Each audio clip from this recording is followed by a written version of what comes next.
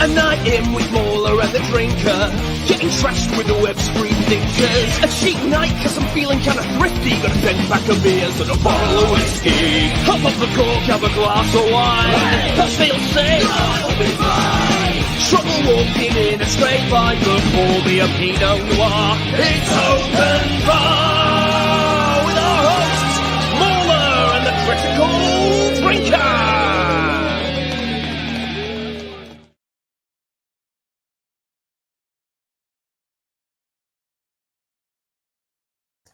All right, here we are. There we go. I love how the figures just keep going for ages. Yeah. already drinking, already drunk. Yeah, exactly. Well, I'm working on it so far, but I think the As dance has got to be my favorite part of that intro. It just looks so good. Welcome, everyone, anyway, to Open Bar number 68. We're gathered here today, I guess, to commemorate the death of Star Wars for like the 5th time. Ahsoka has finally shuddered to an end with the season finale, and wow, what a finale it was, MauLer. Being that you want to talk about like the corpse of Star Wars being reanimated over and over again, chopped to pieces, and still just strangling its victims. And you're like, oh wow, that's suitable considering some of the retarded events of this episode itself. I like that Lil Platoon left a comment on my tweet about it saying like, so nice of them to give so many cameos to Star Wars fans. It's perfect. Well, I mean, we've assembled a crack team of gentlemen here to talk about it tonight, so I think we should start bringing them on. Well, exciting. All right, our co-host, as always, this evening, Smokey. Yeah, he's keeping it in reserve. Mm-hmm. He'll come to life later, I'm sure, but yeah, he's alive. I'm reliably informed. But anyway, we've got making his debut on the Open Bar. It's been a long time coming, actually, to bring him on, but I'm very pleased to welcome Robot Heads. Welcome to the bar, sir. Good morning from the future. The only problem I'm having with this is you've put on an open bar, which is Australians' favourite words, but it's bloody 7 a.m, which makes it a bit difficult to join in. Oh, don't let you get on the right time, like the proper people. Time is a social construct. Okay? Exactly. Yeah, make your own time. Honestly, just good. Embrace it. I'll get drunk then. I'll join That's the way to do it. Yeah. I mean, MauLer usually wait till about 10 o'clock, but I'm sure I can start at 7. MauLer just runs to his own schedule. Like I texted you the other day to ask a favor, and you were like, "Yeah, it's 10 a.m. I'm about to go to bed." Like, okay, sure. Yeah, fine. But the trick with the alcohol part is just get an IV, sort that out, and then no need to fumble around with it. It's just constant. Me and Drink got that set up years ago. Yeah, yes, I feel very weak. Yeah, mornings aren't my friend, but hopefully I'll have something to add. Yeah. No, well, thank you for coming on the Open Bar, man. Like we were saying, I know that the time zones aren't great for this sort of thing, but I appreciate you joining us because, yeah, it's the first time we've had you on. No, long time coming. I'm very happy to be here. Nice one, man. Sweet. All right. Next guest is the one and only Grim Reaper. Well, I don't know how grim you're feeling tonight, but we're all pretty grim after Ahsoka. Well, I'm happy that's gone. You'll have to review it for a while now. Yeah, until the Acolyte. That is true, yeah. That's going to be fantastic, though. That's going to save Star Wars. You know, the Mandalorian didn't do it. Boba Fett didn't do it. Obi-Wan didn't do it. Ahsoka didn't do it. But the Acolyte, that's the one that's going to save it. I'm confident. But yeah, man, it's good to have you back as always. We've got quite the episode to discuss this evening. We've also got Disparu, who's going to be joining us shortly. But you know what? I'm so excited to talk about Ahsoka episode 8. Let's just launch right into it. How did you guys find it? Did you like the zombie stormtroopers? Did you like the slow motion fight scenes? Did you like the Star Destroyer that like can't just take off and fly into space and has to move at 3 miles an hour? I did. I like the slow motion scenes with just the Jedi were in slow motion. Like no one else seemed to be, especially Ahsoka. Fucking plot was in slow motion. The bat and twirling style of like she's skipping a rope through the room. She's got one move that she can sort of do where she can either spin around or she can twirl her lightsabers once, and that's all Rosario Dawson is capable of doing. And so that's pretty much her entire move set when it comes to these fight scenes. And she can't even spin very quickly. It just looks awkward. I mean, she's what, 45, something like that. She moves like a 60-year-old. I don't know how to explain it. She's just really slow and cumbersome. Oh dear. Robot Head's had enough. We lost the Australian. I think he said it off to the bar. Oh, there he is. How old is Hayden Christensen? He's about that age, actually. He's about 45. I think he's about her age, yeah. Hold on, let me just check. Oh, he's 42. Well, close. 42. And Like where's 5 she? times. Awesome. All right. So she is 44. So not much in it between them, but he is like easily twice as fast as her. Like it just made it feel embarrassing when they were fighting with each other. You could tell how much he was having to like slow down and hold back just to let her keep up. I thought she was older than that. That's what I mean. Like she moves like a 60-year-old, but yeah, she's only 44. Yeah, and even as people pointed out, Morgan Elsbeth, the actress for her, was actually doing the moves in that scene because she's Bruce Lee's granddaughter, is what I've heard. I was going to say, was she from like the sort of Hong Kong action scene before she, came over here? Not sure, but at least that finally answers why she was given so much screen time without any character, because Dave was just saving it for the action. I wish he'd had her do more early on, though. Well, that's what I'm saying. Is like, did he forget to just characterize her? Why did you waste all of that? You had someone. It's the same bafflement I had with Ray Park and Darth Maul. It's like, why didn't you characterize Darth Maul in The Phantom Menace instead of just using him for fights? Yeah, so it says here actually her occupations are actress and martial arts choreographer. She grew up surrounded by martial arts. She studied many forms, including Jeet Kune Do and Eskrima. Sorry if I'm butchering the pronunciations here. She learned from her father, Dan Inosato, a student of Bruce Lee. She's been on numerous martial arts magazines. So she knows what she's doing when it comes to fight scenes. And that's why again, we got that shot that lasted more than 5 seconds. It was like, oh my god, what's going on? It was impressive for this show, anyway. Yeah. I mean, should we outline the overall plot for people? Like, go for it. Just for anyone who's not seen it. So, at the end of the last, I know it's really not, but like at the end of the last episode, it was like Thrawn's take on the whole situation was, well, we've lost about 500 of our troops and a bunch of like TIE fighters and stuff, but we managed to hold up these 3 people for a little while, and that's given us the time we need to escape. So everything's good now. We're sorted. Then we get to the start of this episode, and it's like, oh, we're not actually ready to go yet. We're going to have to delay them a bit longer. And so they launch an attack against Ahsoka and the others who are just kind of mooching around in their ship, flying very slowly at low level.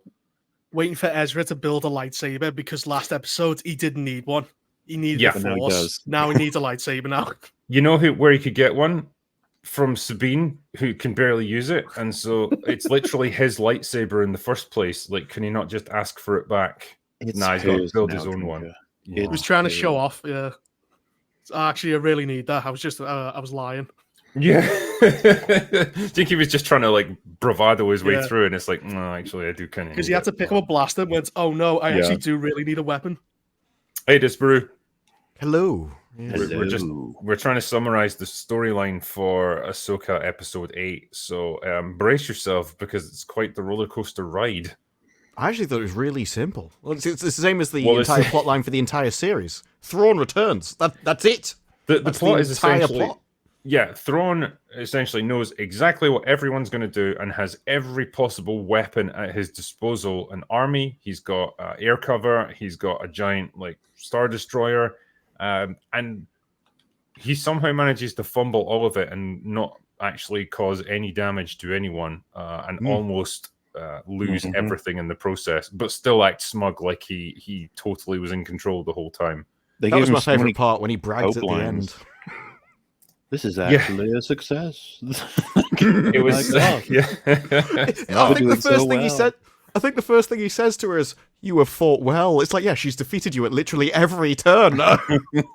They launch a bunch of TIE fighters at this ship, which is going at 2 miles an hour with all the shell clan people underneath it for some reason. I don't know why they're directly underneath. Yeah, weapons work now.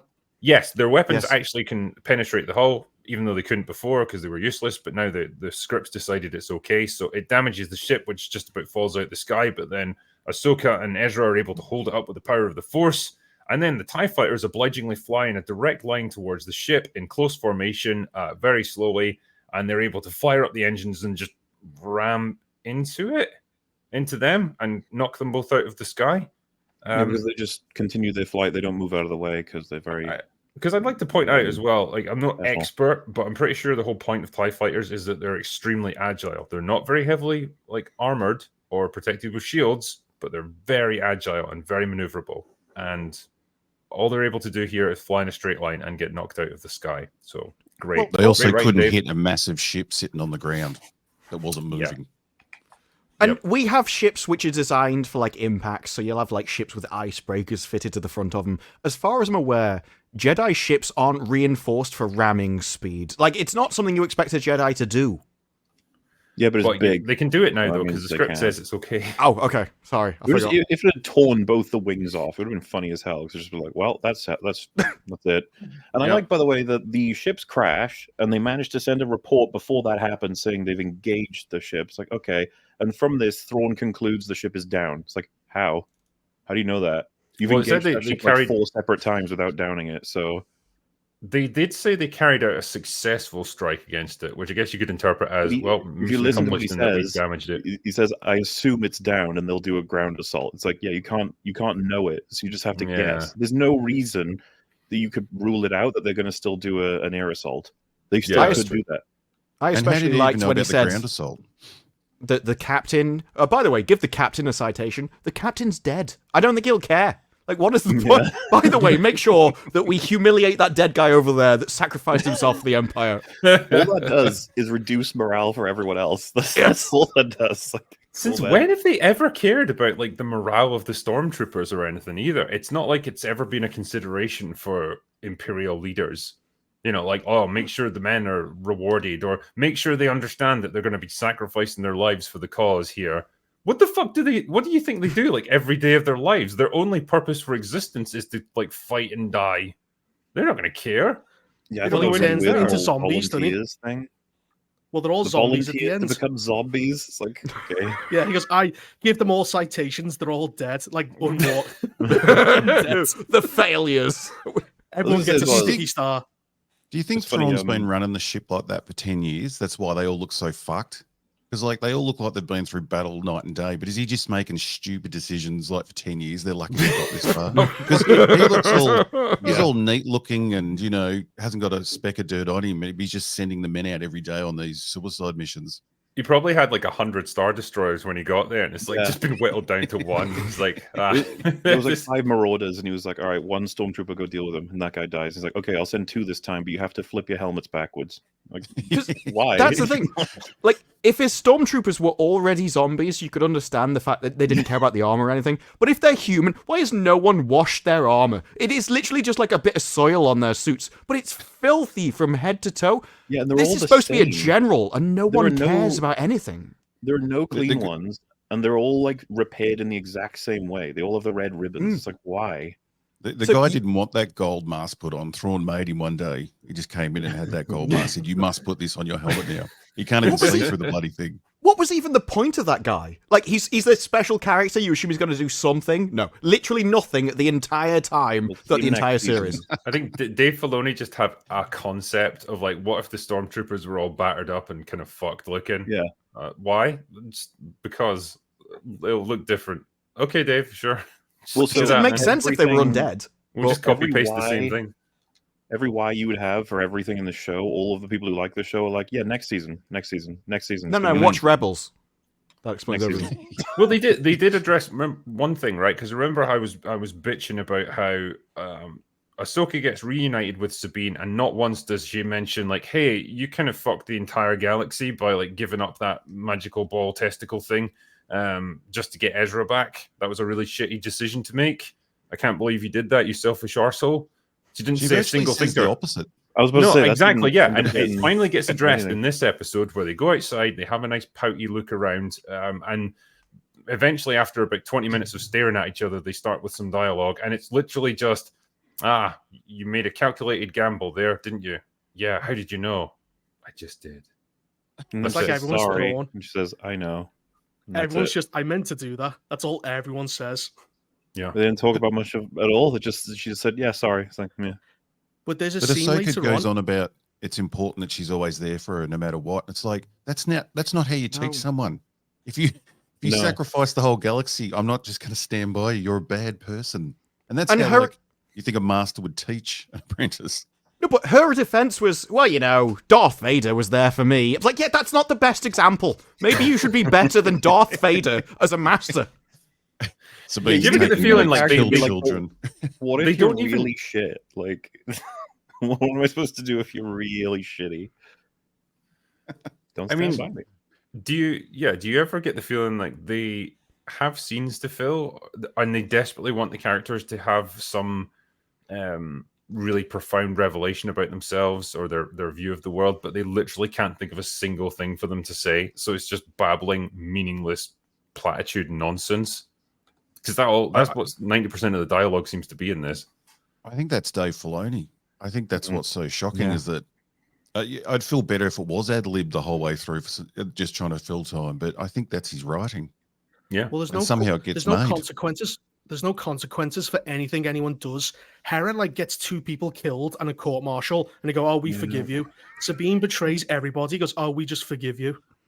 Like nobody. Yeah, because Sabine goes into that scene with Ahsoka, right, with a big smirk on her face, because that's like the one emotion she can show is like arrogant smirkiness. And I just thought, right, if you're talking to Ahsoka at a moment like this, a quiet moment where you've got a chance to like reflect on what you've done up until this point, she should be quivering with fear, or she should be contrite. She should be apologetic at the very least. Like, oh, I know I did really bad things, but I had a good reason for it, or I couldn't give up on Ezra. Something like that. Like, I'm sorry that I put us all in danger, but I had to do it. But it's just like, nah, you know, we all understand exactly what our hidden plans were the whole time. Just got to look as smug and in control of the situation as you possibly can. Like, what does this give us in terms of character motivations and dynamics? Nothing. And there's smug about a plan that let the baddie get back to the galaxy he wants to rule and destroy. And she's still smug. Well, that's the thing. It's worse than that. Like, at least if you had like a love story, and you had so Sabine was just head over heels. She realized that when Ezra left that, you know, I'm in love with him.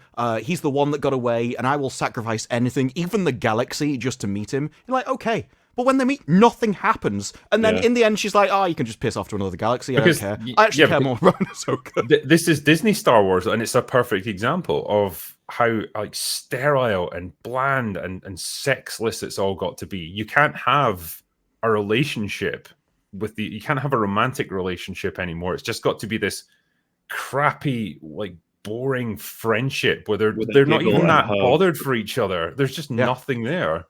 I feel like they're so worried about offending anyone that you get the stupid situation where you got Finn and Rey and Poe, and you don't know what any of them feel about each other in the end, and no one ends up with anyone, and there's no relationships anywhere or sexual tension. Well, they won't chop anyone's fucking head off. I mean, they won't chop anyone's arms or legs off, and there's zombies everywhere. It's like the one time your lightsaber should do all that, and it just. So we've got a situation where no one wants to have sex, and we don't see anyone killed, and we're meant to be interested. If we don't get sex and killing, what's the point of even watching it? God damn it, bro! We got zombies though. That's so cool. It's the coolest thing Star Wars ever done. You could set up like Sabine feeling really sorry for the galaxy. It's like, I came here for Ezra, but now I regret everything because I went too far. Like, that was a mistake, and what I really should have done is stuck with Ahsoka. And then at the end, she sides with Ahsoka because she realizes, okay, I should stick with my master, not some fancy man in another galaxy. And there's nothing. Like, there isn't any sign of what the plot will be in the future or the characters' decisions. They're just random at any opportunity. Or, like, I think I said this before as well. Like, have Ezra be angry at Sabine. Like, I gave up everything to protect the galaxy from this guy, and you've just fucking unleashed him and given like an easy ticket back to the galaxy again. Why did you do that, you idiot? Like, he could have been angry at her, and he would be justified in being so. But, like, again, nothing from him. He's just chirpy, cheerful Ezra who's just happy to go along with whatever everyone else is doing. And every death Thrawn commits now is Sabine's fault. Yes. Everyone he kills from now on is Sabine's fault. And they're just like, oh, well, you saved Ezra, though. I mean, all those millions of families you're going to leave as orphans, you know, all those people are going to die. That's fine. It'll make watching Force Awakens fun again when they blow up those 5 planets. You go, the bean.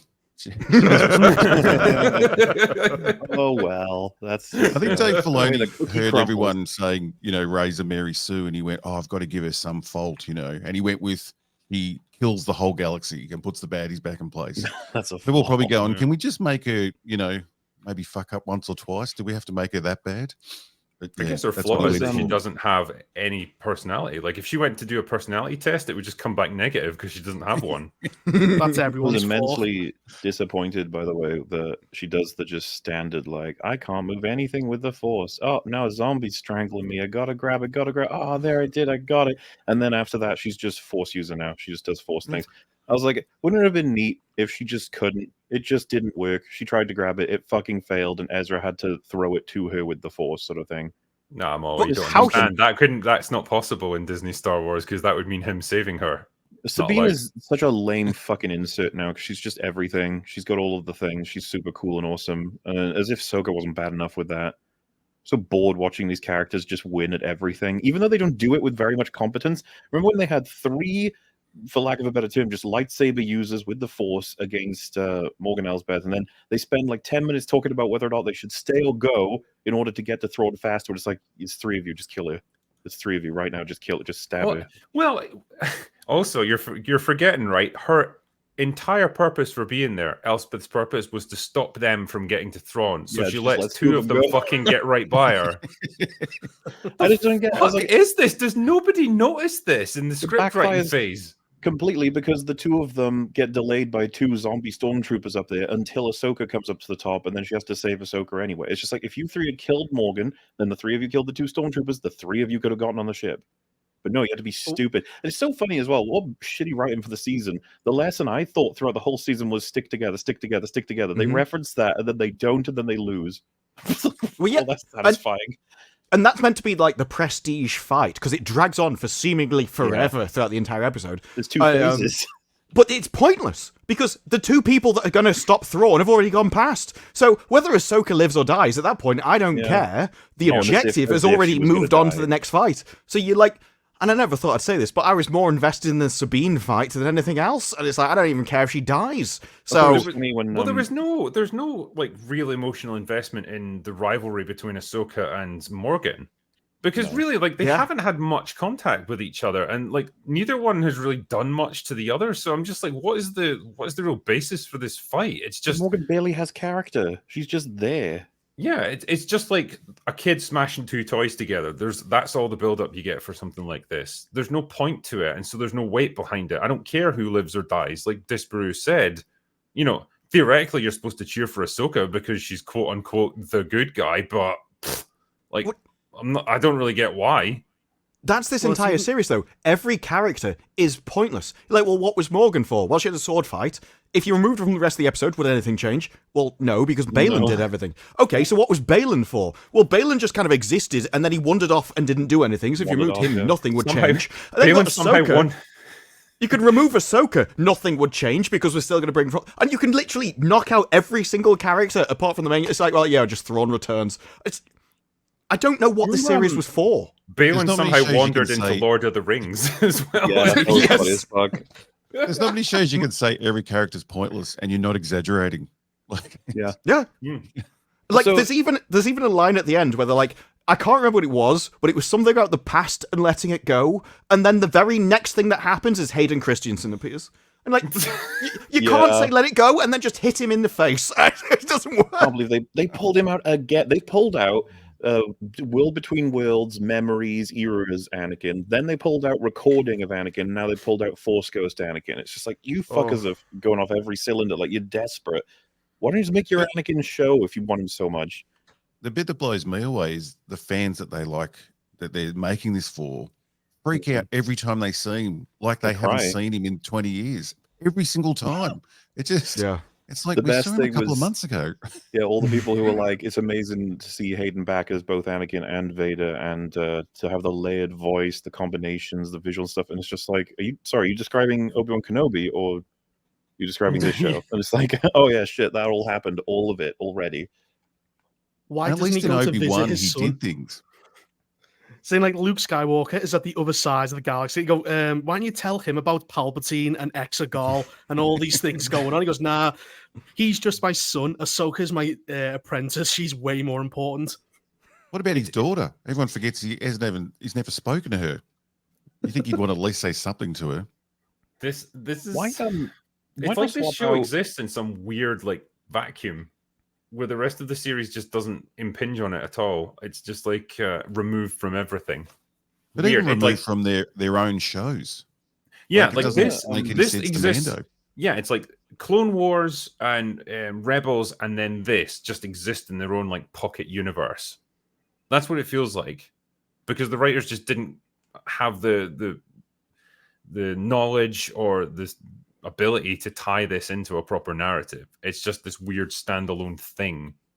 Don't think about And then any they of the call other it stuff. Ahsoka to get more people on board. But it should be just called Rebels, because unless you've watched it, you don't know what half the shit going on is. Yeah. See, You I know- never get that. I don't think this show is that deep. Like, nothing happened in it which I couldn't grasp. And people are No, like, I you should mean watch things Rebel. like- No, it's Yeah, like, that was. I mean best things like the evidenced by bird fact flying that up. You Disparu, you sort of summed up the episode, and in my head I was like, "Oh, he just summed up the season. What's he doing?" yes, it is. It's literally just Thrawn returns. You know, Thrawn some came people back, swap that's places it. into another galaxy. That's why Fucking Thrawn idiot. is the hero, because at least he ditches Ahsoka and Sabine in another galaxy. Like, I think he's the good guy. And that's almost, when you're like, it's in a pocket universe, I think that's what this is. I think it's literally one guy got annoyed by the comments. What was Ahsoka doing during the movies? And he's like, well, okay, I'm going to explain it. And this is the explanation. It's like someone made an entire series just to explain a YouTube comment. Does Do you anyone think, think, you think they'll just leave her think this- there if they do a second I season? hope so. so. One. well, they'll wait. She'll stay there for 30 years until the Rey movie, and then she'll come back. And Yeah, Ah, she'll yes. find a whale. Oh god, Yeah, this more is a whales. big payoff of Rey and Ahsoka working together. yeah. Oh, I can see them doing it. You know, we were talking about trying to fix up some of these episodes as we talk about them. Like Balin, they wasted the whole, like, he gave his word that he would protect sort of Sabine in exchange for the cube. I always thought that they could have done something with that. Even Dave, maybe. And I was thinking, like, if they did manage to get that was actually the truth, he did protect her and he got her out of the temple, despite the fact that Thrawn and Shin and Morgan all wanted Sabine dead. But let's just say Balin was like, no. She gave us the cube, the thing, speed, whatever. She got us this map. I told her I'd keep her alive, and I will. Like, just straight up, he just wants to keep his word. And besides, we've learned that he doesn't like the Empire. He doesn't even like Thrawn by the looks of it. But let's say mercenary mode, he was actually told to stand where Morgan was. She goes off with them. Fuck her. We'll rewrite her next season, okay? Because she's got nothing going on for her. But let's say he stood between the three Jedi and I hesitate to call Sabine a Jedi, but whatever. The three Jedi and She's Thrawn's Neo. escape. And you know, this time he beat Ahsoka twice, and he's like, "I'm going to beat you again." And then she's like, "Yeah, but this time I've got, you know, Sabine and Ezra. Can you take on three White at once?" And let's say it's a close fight, and they actually just beat him out because he just can't take three lightsabers at once, unfortunately. And you know, Ahsoka goes to execute him, but Sabine stops her, and they make a deal. Do you remember John Wick 1? Where he gets the jump on one of the bodyguards and he says, "Go home." And the bodyguard is like, "Yeah, okay, you got me." And the idea there is there's like an honorable sense of like, I'm not going to alert anybody. I'm just going to go home and exchange you. Let me keep my life. I could see Balin being like, Thrawn is, you know, getting away. You're going to have to go if you want to get him. And thank you for sparing me. Sort of implied by looks, but it could be reflected on the fact that he let Sabine live. She lets him live. We get to see him more. And it's a fight that actually has more personal stakes because he beat Ahsoka twice. It's like a tiny change. It's not like we miss out on the fucking scene where he stands on the Lord of the Rings statue looking at Mordor. I don't care about that, but apparently fans do. They're going nuts over what Mortis means. I'm assuming all of you have no idea what that is. No. But, Yeah, but everything I you said looked it has up. I no wish I place at hadn't. Disney. Yeah. Everything you said has no place at Disney because you put a story in there. They don't like that. They just want to go from scene to scene. So we can't make anyone interesting and actually have, you know, a reflective moment of letting them go. That would be just too interesting. I mean, imagine if Ahsoka was genuinely tempted to go down the dark path in this show, because that's something that they tried to hint at with her flashbacks to Anakin, that is she going to end up like her master? Is she just doomed to walk the same path? But nothing that she does really reflects that. There's never a moment where she's tempted or she does really questionable things or lets her anger get the better of her. And I just thought, wouldn't that have been an interesting thing to play with her character, that she's genuinely conflicted? Or take her down the Obi-Wan Kenobi path where she's older now and she's not as fast and as strong as she was. And that would definitely work with Rosario Dawson being slow as fuck in the They fight did scene. Yeah, but they didn't Maybe mean they to were do thinking that. that. Like, that's that's just the actor being They're shit. trying to help her out, okay? Yeah. But like, again, that's the thing you can play with, like the aging hero who's not quite got it anymore, but they're thrust into another mission. They've got to try and rise to the occasion. Again, that's a fun thing to play with. But again, they don't do that. Like, apparently she's meant to be at full strength in the prime of her life, I guess. Who knows? There's not much to work with there. But they could have had a lot. How they just dropped in that she was choosing to live. I think that's what was happening when she was with Anakin. Like, she didn't seem to have any issues about wanting to live or being super powerful or needing to finish any training. And then they're trying to play that card. It was also bloody weird. Yeah. That episode could have been released on its own and fans would have loved it just as much. Well, If no people one could did love agree it. on what the messaging was behind that episode, everyone's because got like different everyone's ideas. going, it's good and evil. No, it's survivor's guilt. No, it's, and no one had an idea. They couldn't even agree if it was world between worlds or in her head. No. Just Yeah, and nothing. they No one agree. knows. Anakin was from a particular era, or he was actually a Force ghost coming in to talk to her, or he's all in her head, yeah. But that's was the a ghost problem at with the all end. this stuff.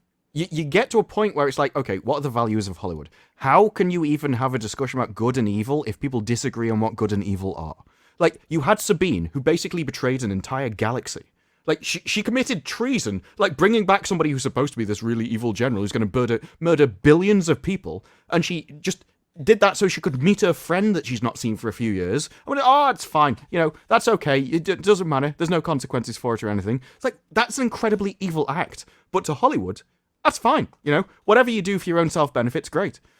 Well, let's be clear, Disparu. It would be fine. It's fine that Sabine did it. If, say, Ezra had done it, if the characters had been reversed, he would be absolutely destroyed for that. Like, the show would make it very clear that he was wrong. But In the that's same what I way when mean. she does it. the prequels can't have focus on like corruption in the politics and Senate and stuff, and then we watch it play out directly with quote unquote the good guys being Leia, Hera, and her team. They use perjury to prevent her from being in any kind of trouble for essentially treason as well, running missions against the Republic, and that's seen as a good thing.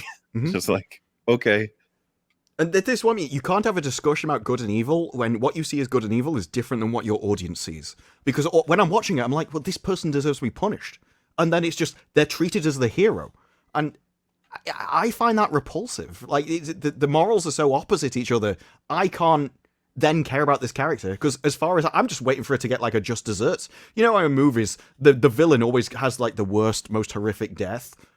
That's what you kind of expect in these kind of things. It's like, no, I'm supposed to like this person. And I'm not sure you can make entertainment if you disagree on the basic values of good and evil. But it's so bizarre, like Boba Fett coming out of the sand, 40 years older, or being old and fat now is weird. I don't like that. But Reva, like, the Reva story is insane that they try to make that make sense, that she's being vengeful by killing kids because she didn't like that she was nearly killed as a kid. And then she works for the guy that tried to kill her. And then all her rage is against Obi-Wan, who wasn't even there. It's just so insane that they try and make that work. And that's what they've done again here, is just try and make this insane character that's a bad person and we're meant to like him. And it's like, where do they get that connection? Where do they think we're going to get that connection? It's just bizarre. It's bizarre that other people actually like it. That's what I can't get my head around. Well, they got plenty of keys to jangle in front of the actual story that is there. Because it's such a joke. But yeah, seeing Anakin each time in each of those episodes made people go absolutely nuts. And I want to test it at this point. I want to see if I got control of Ahsoka season 2, if I just dropped Anakin once per episode in increasingly stupid ways, just to see if people still go nuts. This sounds like a video series. Yeah. Like Ahsoka wakes up in the morning, she's making toast, and he's just there, and he's like, "You gonna use butter?" Or she's like, "Yeah," and then he disappears. She's like in the shout. Can you stop watching me, please? He just gives her that weird, creepy sex look. Like, Padme. Well, eventually, Just is like a glowing on the wall. He'll be like, "Don't you have a son or whatever?" And he's like, "No." He can wait. It's one of those horror movie scenes, you know, where they open the mirrors and then close them, and he's just standing behind you. Yeah. Hey. I just, oh man, like, just thinking about Have him the turn up structure in of this- drag like Mrs. Doubtfire for one episode. Yeah. Like anyone notices. Hey, it's I him. mean, half the de-aging, whenever he was in a hologram form, he looked like Odo from Star Trek Deep Space, from Deep Space Nine. It was weird. When he was in the World Between Worlds, the de-aging was fine. In hologram form, it's just overly smoothed his face. It's bizarre. Yeah, he just looks like he looks like he came directly out of the Clone Wars. It's just like the CGI Anakin. Imagine like one time she goes to a bar and he's just drinking there, and he's like, "Oh shit! Hey, hello. Do you feel that you need to live or die?" Like try to start up a lesson when he's just like hanging out with his buddies. Just want to see how long it goes before Star Wars fans themselves are like, "Wait, this isn't very good." He's drunk trying to impress people by floating apples around the bar. I just try It's to worked on imagine as well, Padme. if you were Thrawn's like second in command or his right hand man or something, and you were just watching this episode unfold, like, okay, you know, we know exactly where they are, our enemies are. There's literally only 3 of them, and they have one ship. We can just, you know, we can blow them out of the sky, or we could probably just leave right now and they wouldn't be able to catch us. And then you're just watching him do like the exact opposite of common sense in every like possible decision. You could literally have, what was Dr. Evil's son's name? Scott. Scott. You could literally have Scott in every scene going, "What are you doing? Just kill him now." That's what they need. That's like the audience must have been watching that, just thinking, "What are you doing? Why have you got the Star Destroyer on the ground?" Like, when they're like, okay, we know where they are, we're all in danger, and he goes, "Send 2 TIE fighters." One of the witches, like, looks at him as if she's stunned about what on earth are you doing? Yeah. And, like, never said anything, but she's like, "What?" Well, and so, because they knew better. I was about to say, like, it does kind of happen actually as well when they're like, "Oh, there they are on their little space dogs running at us. Let's use our, biggest arsenal ever and annihilate them." And they keep cutting back to Thrawn getting angrier at the results because he realizes the whole universe is stopping him from killing them. There's nothing actually he's done wrong there. It's like, yeah, that should work. If Scott were in that scene, he'd be like, "Yep, that was it."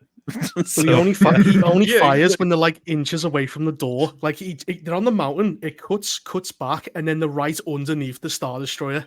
Yeah, that should they have been do a really long miles ride away. to get there. But they do that twice. They're on the bottom of the tower, it cuts, they're at the top of the tower. You could honestly have, again, a good comedy skit with that. Like, whoa, they seem to have teleported 10 miles closer to us instantly.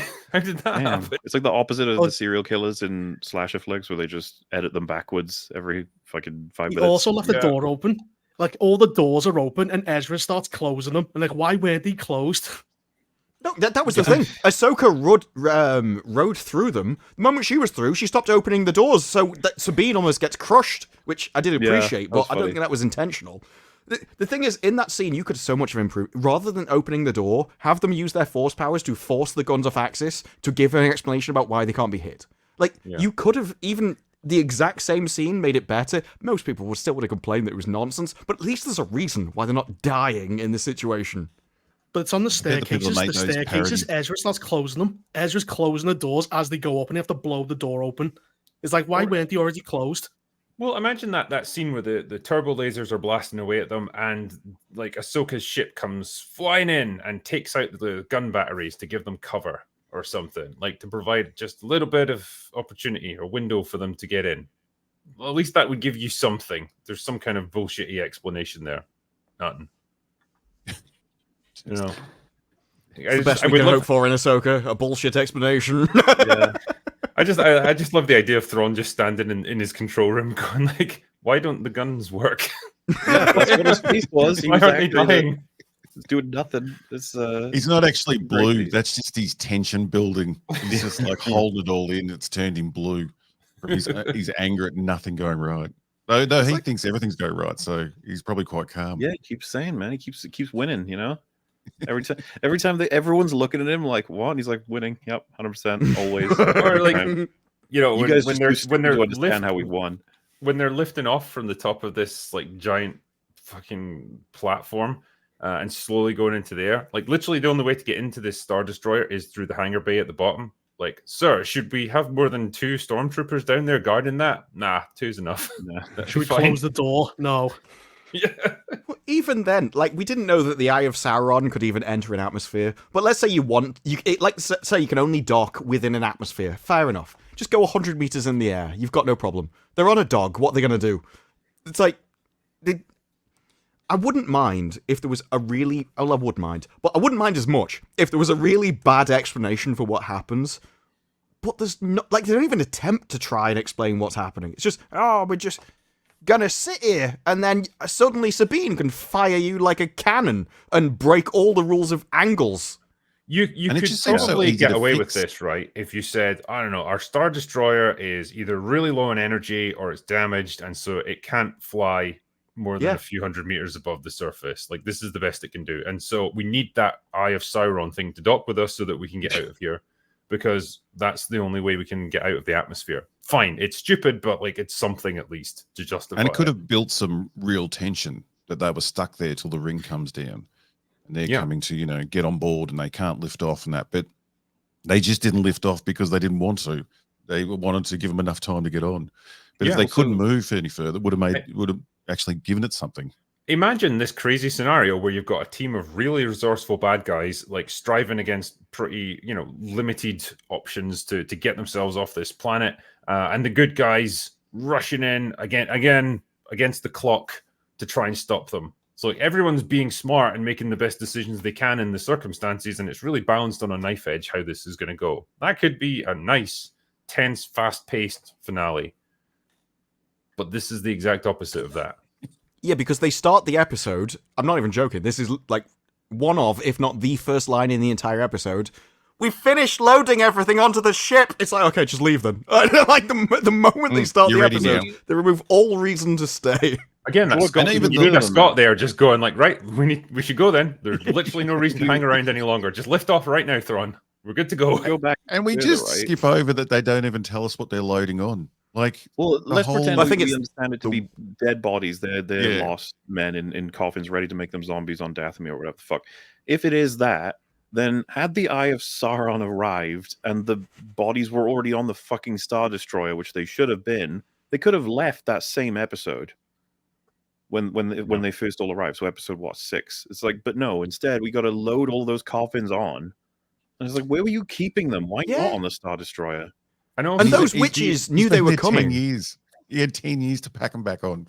It's insane. And does he need every last one? Like, would half of them not be enough? Like the whole plan could go, but we've got to get those last 10 dead bodies on. Yeah, totally. I'm not leaving until I get every single one on board. And they just show them going on, but not even a hint of where they're coming from. I don't know if they were in that tower, where they were being kept. Like, just no explanation whatsoever. We're just going to spend our time loading them on. There was a bit as well when they take off and he makes the fairly sensible decision of, right, they're trapped on the tower, open fire on the tower. Like, we can blow them up that way. And one of the witches looks at him, like, really significantly, like, what the fuck? And I just thought, what are you trying to tell us here? Is there something in there that they should be concerned about? Like, why is that a bad decision from your point of view? Again, well, even though that he chose to show us. Well, even though the ship pulls up, he's still shooting at the base of the spire. They're literally flying away, and he's still shooting the building. Dude, the funniest part was when the stormtroopers all fall because the building crumbles. So they're like firing at the fortress itself, and it's like, this ship is right there. You could have just shot at the ship.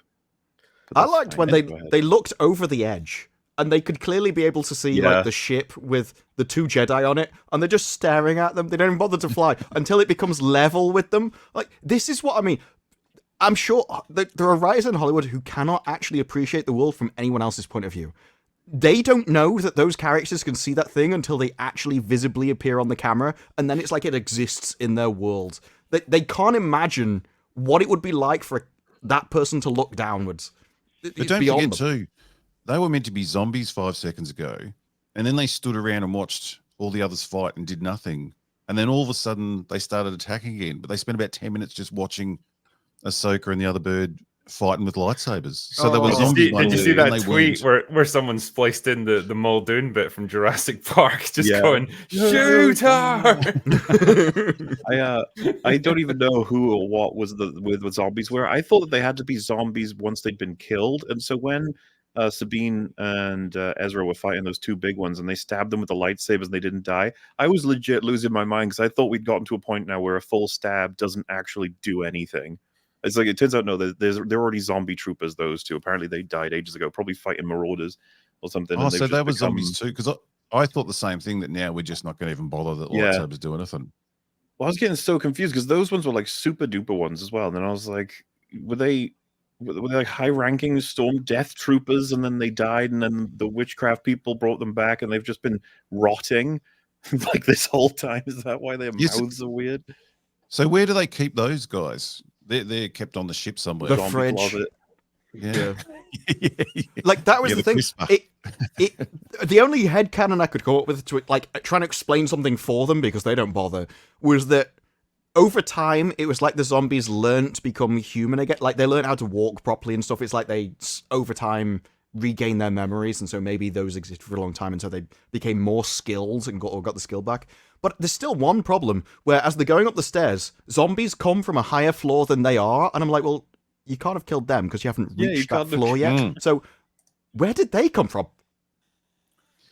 Wherever Also, it's it's not convenient dead for them. zombie people that they have, apparently.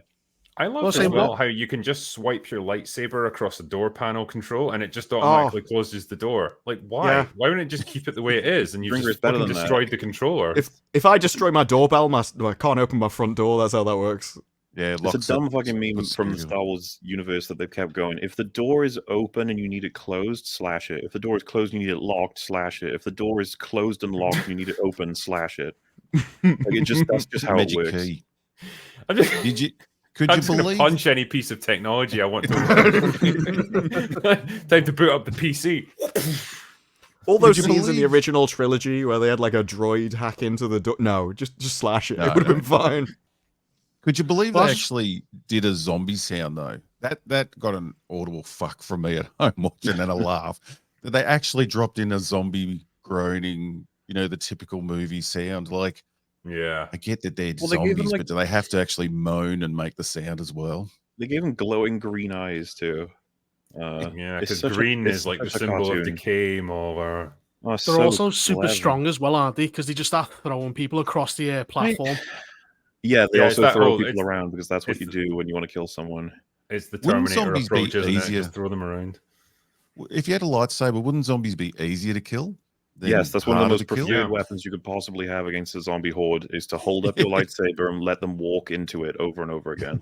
Well, also, It's a what's the dumb main Like threat of moths a, to a flame, just to shake it around and they just go for it. Yeah. the main threat of a zombie is that it's going to bite you, but all of these have got helmets on, so like, they just walk So up they and just grab grab you. and It's like, throw. oh, okay, Well, fine, well, mate. Yeah. Isn't that part of the terrifying nature of zombies where you see their faces and they're all decayed and like it's like there's a remnant of humanity there, but it's barely recognizable.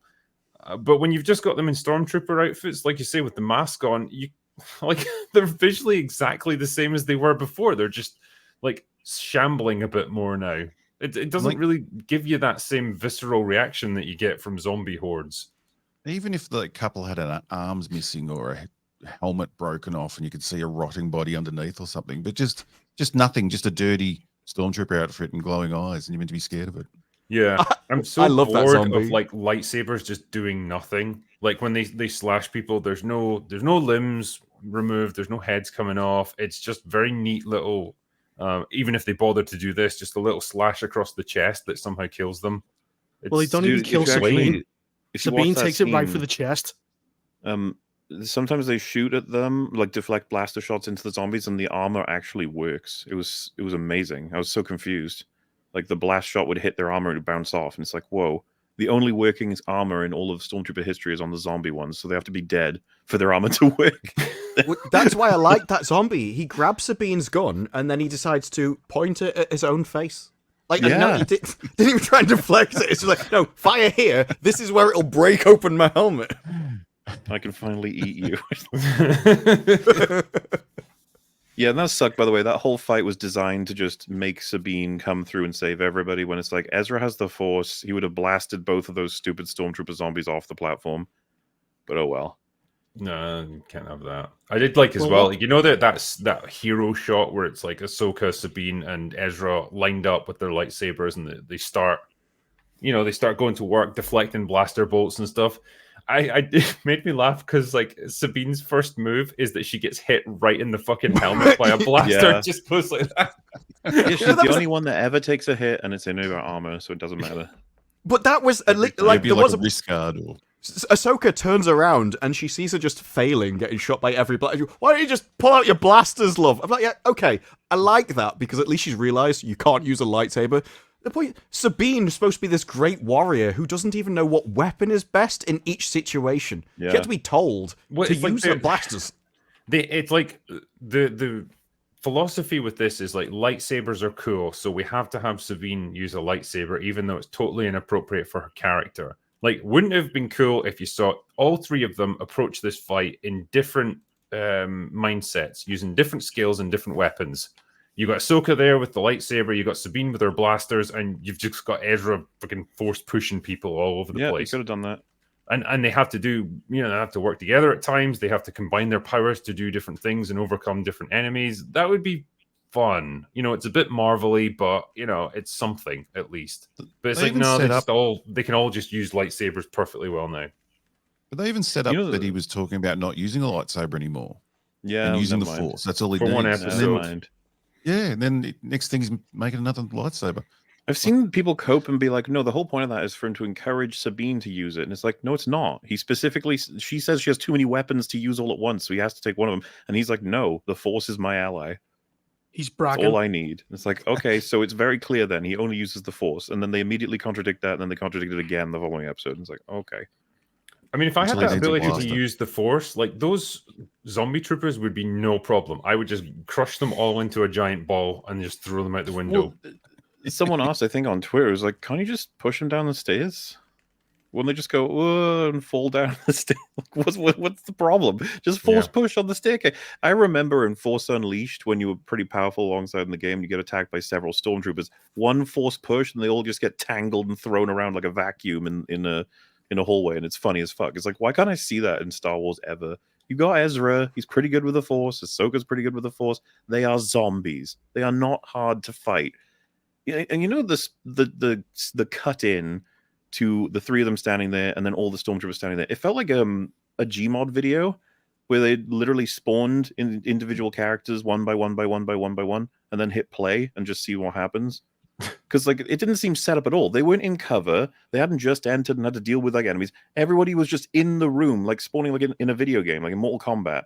It's like 3, 2, 1, go, and it's just like, why is it like this? Why does nobody care? Ahsoka's big plan is back up, lead them into the room, and I'm like, they're not taking cover anyway. They're all in the middle of the stairs. Like, there's no reason for this. Put barricades up or something. It's a defensive position. If you've got less troops than the enemy, you want to funnel them. Like, that's your fundamental principle. You want to get them into a narrow corridor or something where the advantage of numbers doesn't count for as much. Like, the last thing you want to do is lead them out into the open where they can surround you. When they do the parody movie, they will roll them up into a ball and do like a 10-pin bowling scene where they're knocking them over and people are just falling over. The parody movie won't be very different to the actual show, by the way. It'll be quite easy. They'd have to do a spin first. This is going down the same road as I think MauLer outlined in his Multiverse of Madness video, where it's like, the more you expand the powers of these characters, the more you have to try and account for it in the script. Where, for example, Doctor Strange can like alter a glass of water and turn it into wine or whatever, right? What's to stop him just doing that to someone's fucking brain? In which case you could just win every fight immediately if he wanted to. And it's the same here. Like, once you've got the powers to just throw people like en masse away from you, or like crunch them, or strangle them, or whatever, or just like force reach inside their head and just crumple their fucking brain or their heart. Like, what is to stop you from doing anything? Like, nobody should present any threat to you at that point. Well, what can't the witches do? Because the witches have necromancy. They can literally conjure weapons out of thin air. They can literally find anyone anywhere with the Force. It's like, what the only power they don't seem to have is teleportation, because they just would have Doctor Strange to the other galaxy. I assume you guys That would seems be to be the only thing they don't have. adding witchcraft to this universe is a huge mistake. Yes. Oh. Yeah. And people Well, talk it's about like- me, It's well, gonna be like, hey, this was ref- introduced long ago. It's like, I don't care. Yeah, it was apparently referenced in the Clone Wars or something. Yeah, don't give a shit. It was a terrible idea then. It's still a terrible idea. Like, the Force is your one and only magic system, and it should be really simple, and it should be really subtle as much as possible. You shouldn't keep expanding the powers and expanding them, and now you've got witchcraft, and Christ, who knows what else they'll add in. Like, it's just more and more stuff that has to be accounted for now.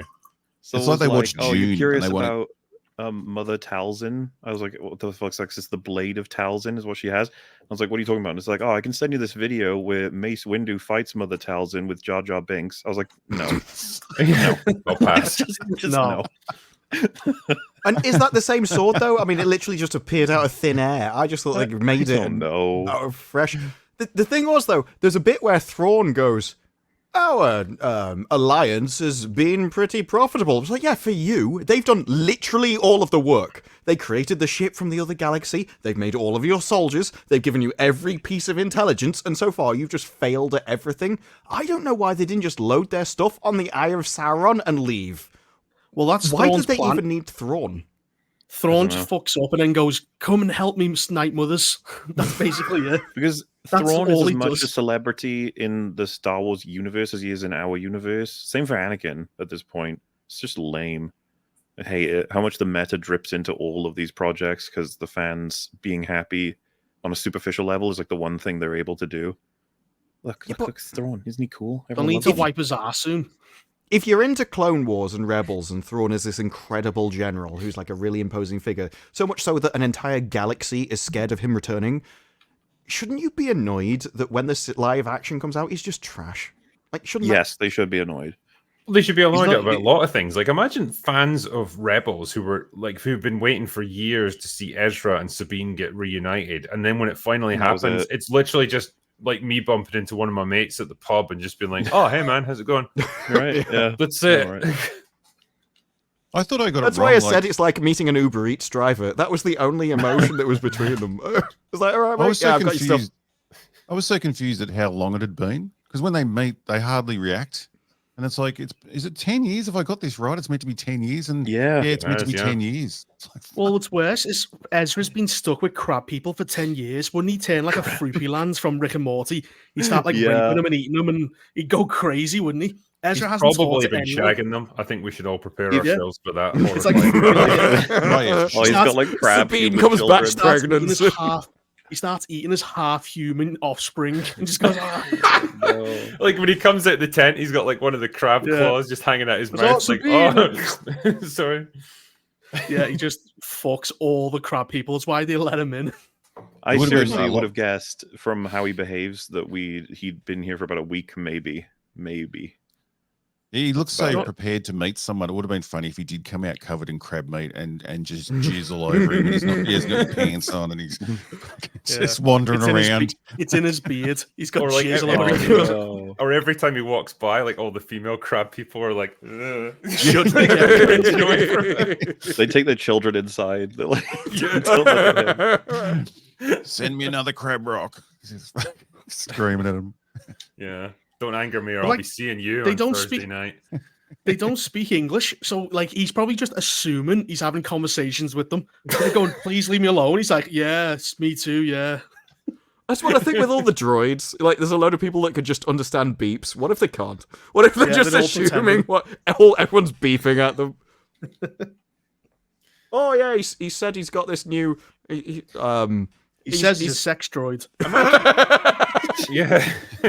Well, that's what he told me. Okay. But I mean, that reunion scene between Sabine and Ezra.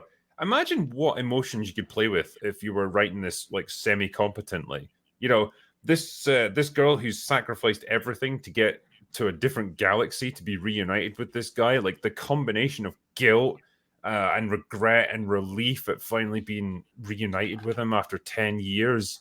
You know, all those different emotions mingling together, like when they meet and she runs up and embraces him, like that could be great. It could be a really emotionally fulfilling reunion if it was His well uncomfortable written. erection because he hasn't seen a woman for 10 years. That too, yeah, that'll add to the emotion. Just But attacked in the middle of the night. The nature of Ezra discovering how this all happened, that like Thrawn's got his chance to go back to the Star Wars universe thanks to Sabine trying to get to him, he finds that out off screen. It's between scenes. Because he I references. didn't think he ever found out that she. That's what I'm betrayed the saying, though. Is galaxy. like, well, at best it's between scenes, but I think that Well, she tried to it's get a away better- with it. Well, Ahsoka because literally said, "I Ahsoka know makes what it you like did." talks to her about it, but we assume that Ezra knows something about the context. I didn't assume. I thought she never told him. I thought she was hoping to get away with it. Yeah, she never told Well, him. okay, he's either then he found out honestly one between of those scenes or he didn't find characters. out at all. He's so fucking bland and Yeah. submissive that he wouldn't even ask. I don't think, like, when he tries to ask her once and she's like, "Ah, it's complicated." Okay, good enough for me. Moving on. respect That's after you. That's after she runs down everything happening about, oh, the Emperor's dead. We think the Death Star got blown up. Like she's going through, and he's going, "Really? Oh wow!" And he's like, he's not shocked or even invested in the whole history of the universe or the galaxy. He's just like, "Oh right, okay, so all that happened. That's cool." Well, it's like being told World War II is over, and you go, "Okay." Yeah. Oh really? Yeah, cool. All right. Oh, He Hitler's ends dead. Wow. He ends. Did we win? He ends that conversation going, "I can't wait to return to our home galaxy." It's like, at no point does she go, "Yeah, I don't actually have a ship, you know, like we can't return." She just lets him hope. I know when they freed all the prisoners from Auschwitz, like when they were telling them, you know, they were free, they just went, "All right, oh, it's all over. Okay, cool. Yeah, you killed the baddie. Can't wait to go home." Been a crazy couple of years, but you know, good mind, isn't it? Crazy. Good lord. Yeah, man. It's just, what can you even say about it, man? It's like every possible. I think Thrawn is probably the greatest personification of everything this show is. It's like it has every advantage possible given to it. It has so much great stuff potentially to work with, and it somehow manages to squander every opportunity that it's given, but still act like it's doing an amazing job. And somehow, a lot of people seem to be acting the same way. I don't understand it. Wait till It's season that, 2; it's it'll all make hard to sense. talk about. Yeah, watch Like, Rebels, you'll understand. Yeah. Yeah. Look, I've got it's a lot of Season really 2, we're like going to get the father, the son, and the daughter from what was it called, Mortis, and Balin's going to go on his great journey to the father calling him to become the new. I've read so many things. I was just like, none of that's in the show, guys. None of it. You're just desperate for content, and you Well, that's pretend what it's he does. there. He leaves everything blank and just makes everyone else fill it in. It's Like, no, insane that that's you can what his get away writers- with it, and people consider you like an incredible can't keep artist, when getting none of away your with it. work is in there.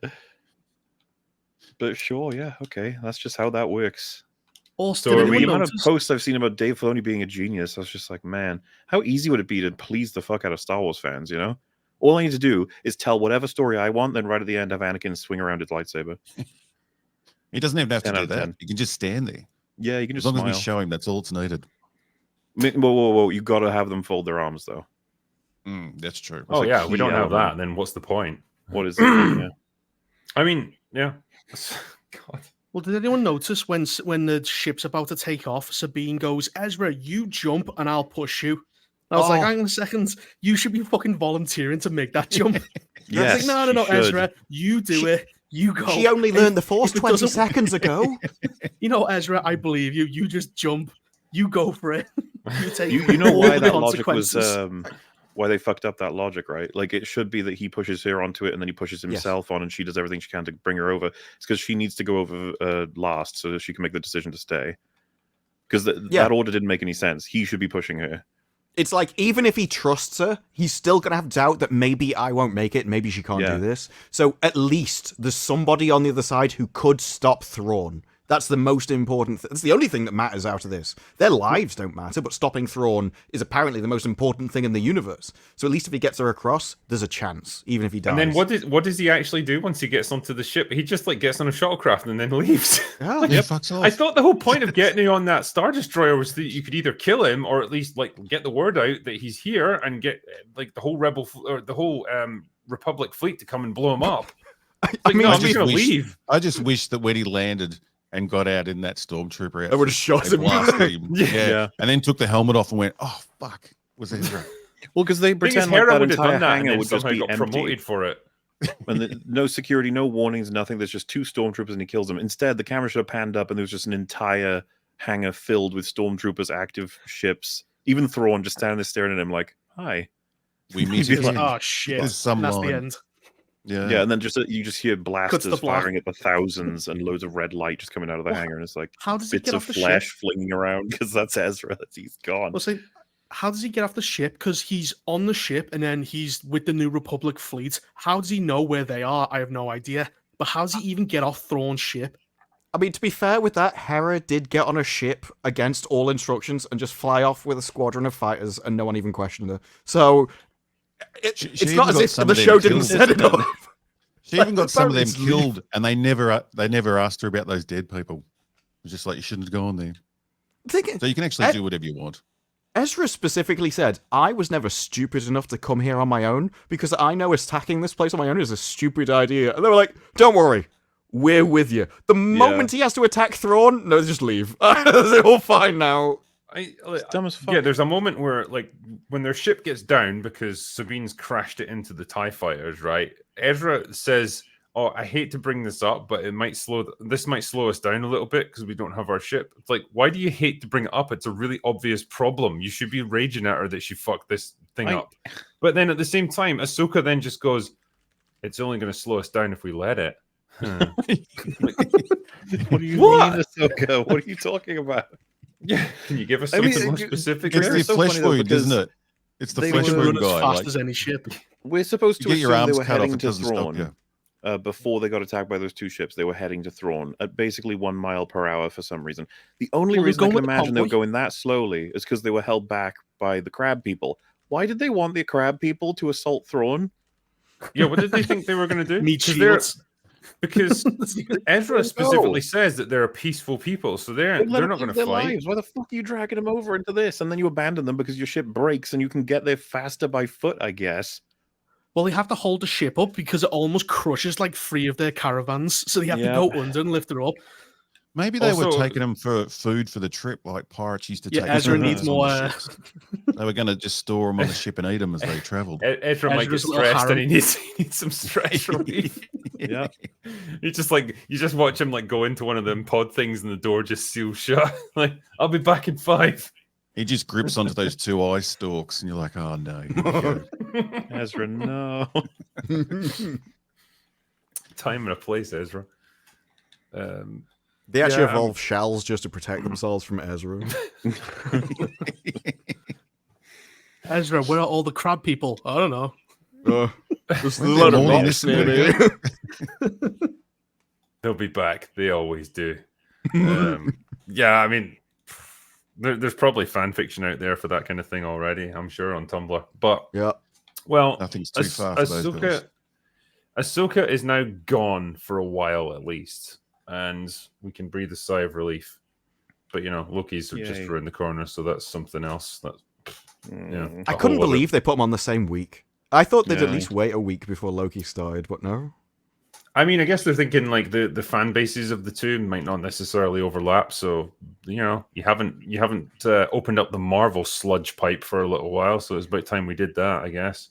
It's more the Because- subscription revenue, though. Like, the longer you can drag out people subscribing, the more subscription revenue you get. So you'd be like, well, okay, work out how, like, when if someone subscribed for Ahsoka, work out when their subscription would end and launch that the same week. If you planned it But out, maybe crossing it over, they have more chance of holding on to them.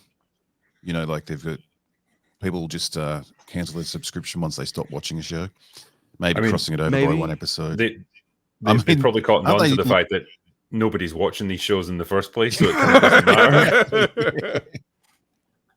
What are they losing billions every bloody quarter or something? Oh yeah. Why not? But hey, it's not just Disney Plus because there's quality shows out there in the form of Robin Hood. Now, you're probably all aware of the legend from British folklore about the Robin Hood who steals from the rich and gives to the poor. Well, I bet you never imagined Robin Hood as a black bisexual woman in the projects in Canada. But we have. I'll a defend treat for this. you. It's one of the best comedies I've ever watched in my life. Well, I can show you the trailer, and then you can just judge for yourselves, I guess. There we go. Let's see if we can put this in.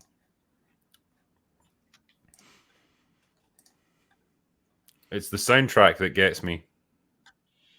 Director X. That's the sign of quality right there. Director X. I thought that was a joke when I first heard that. That's what he calls himself.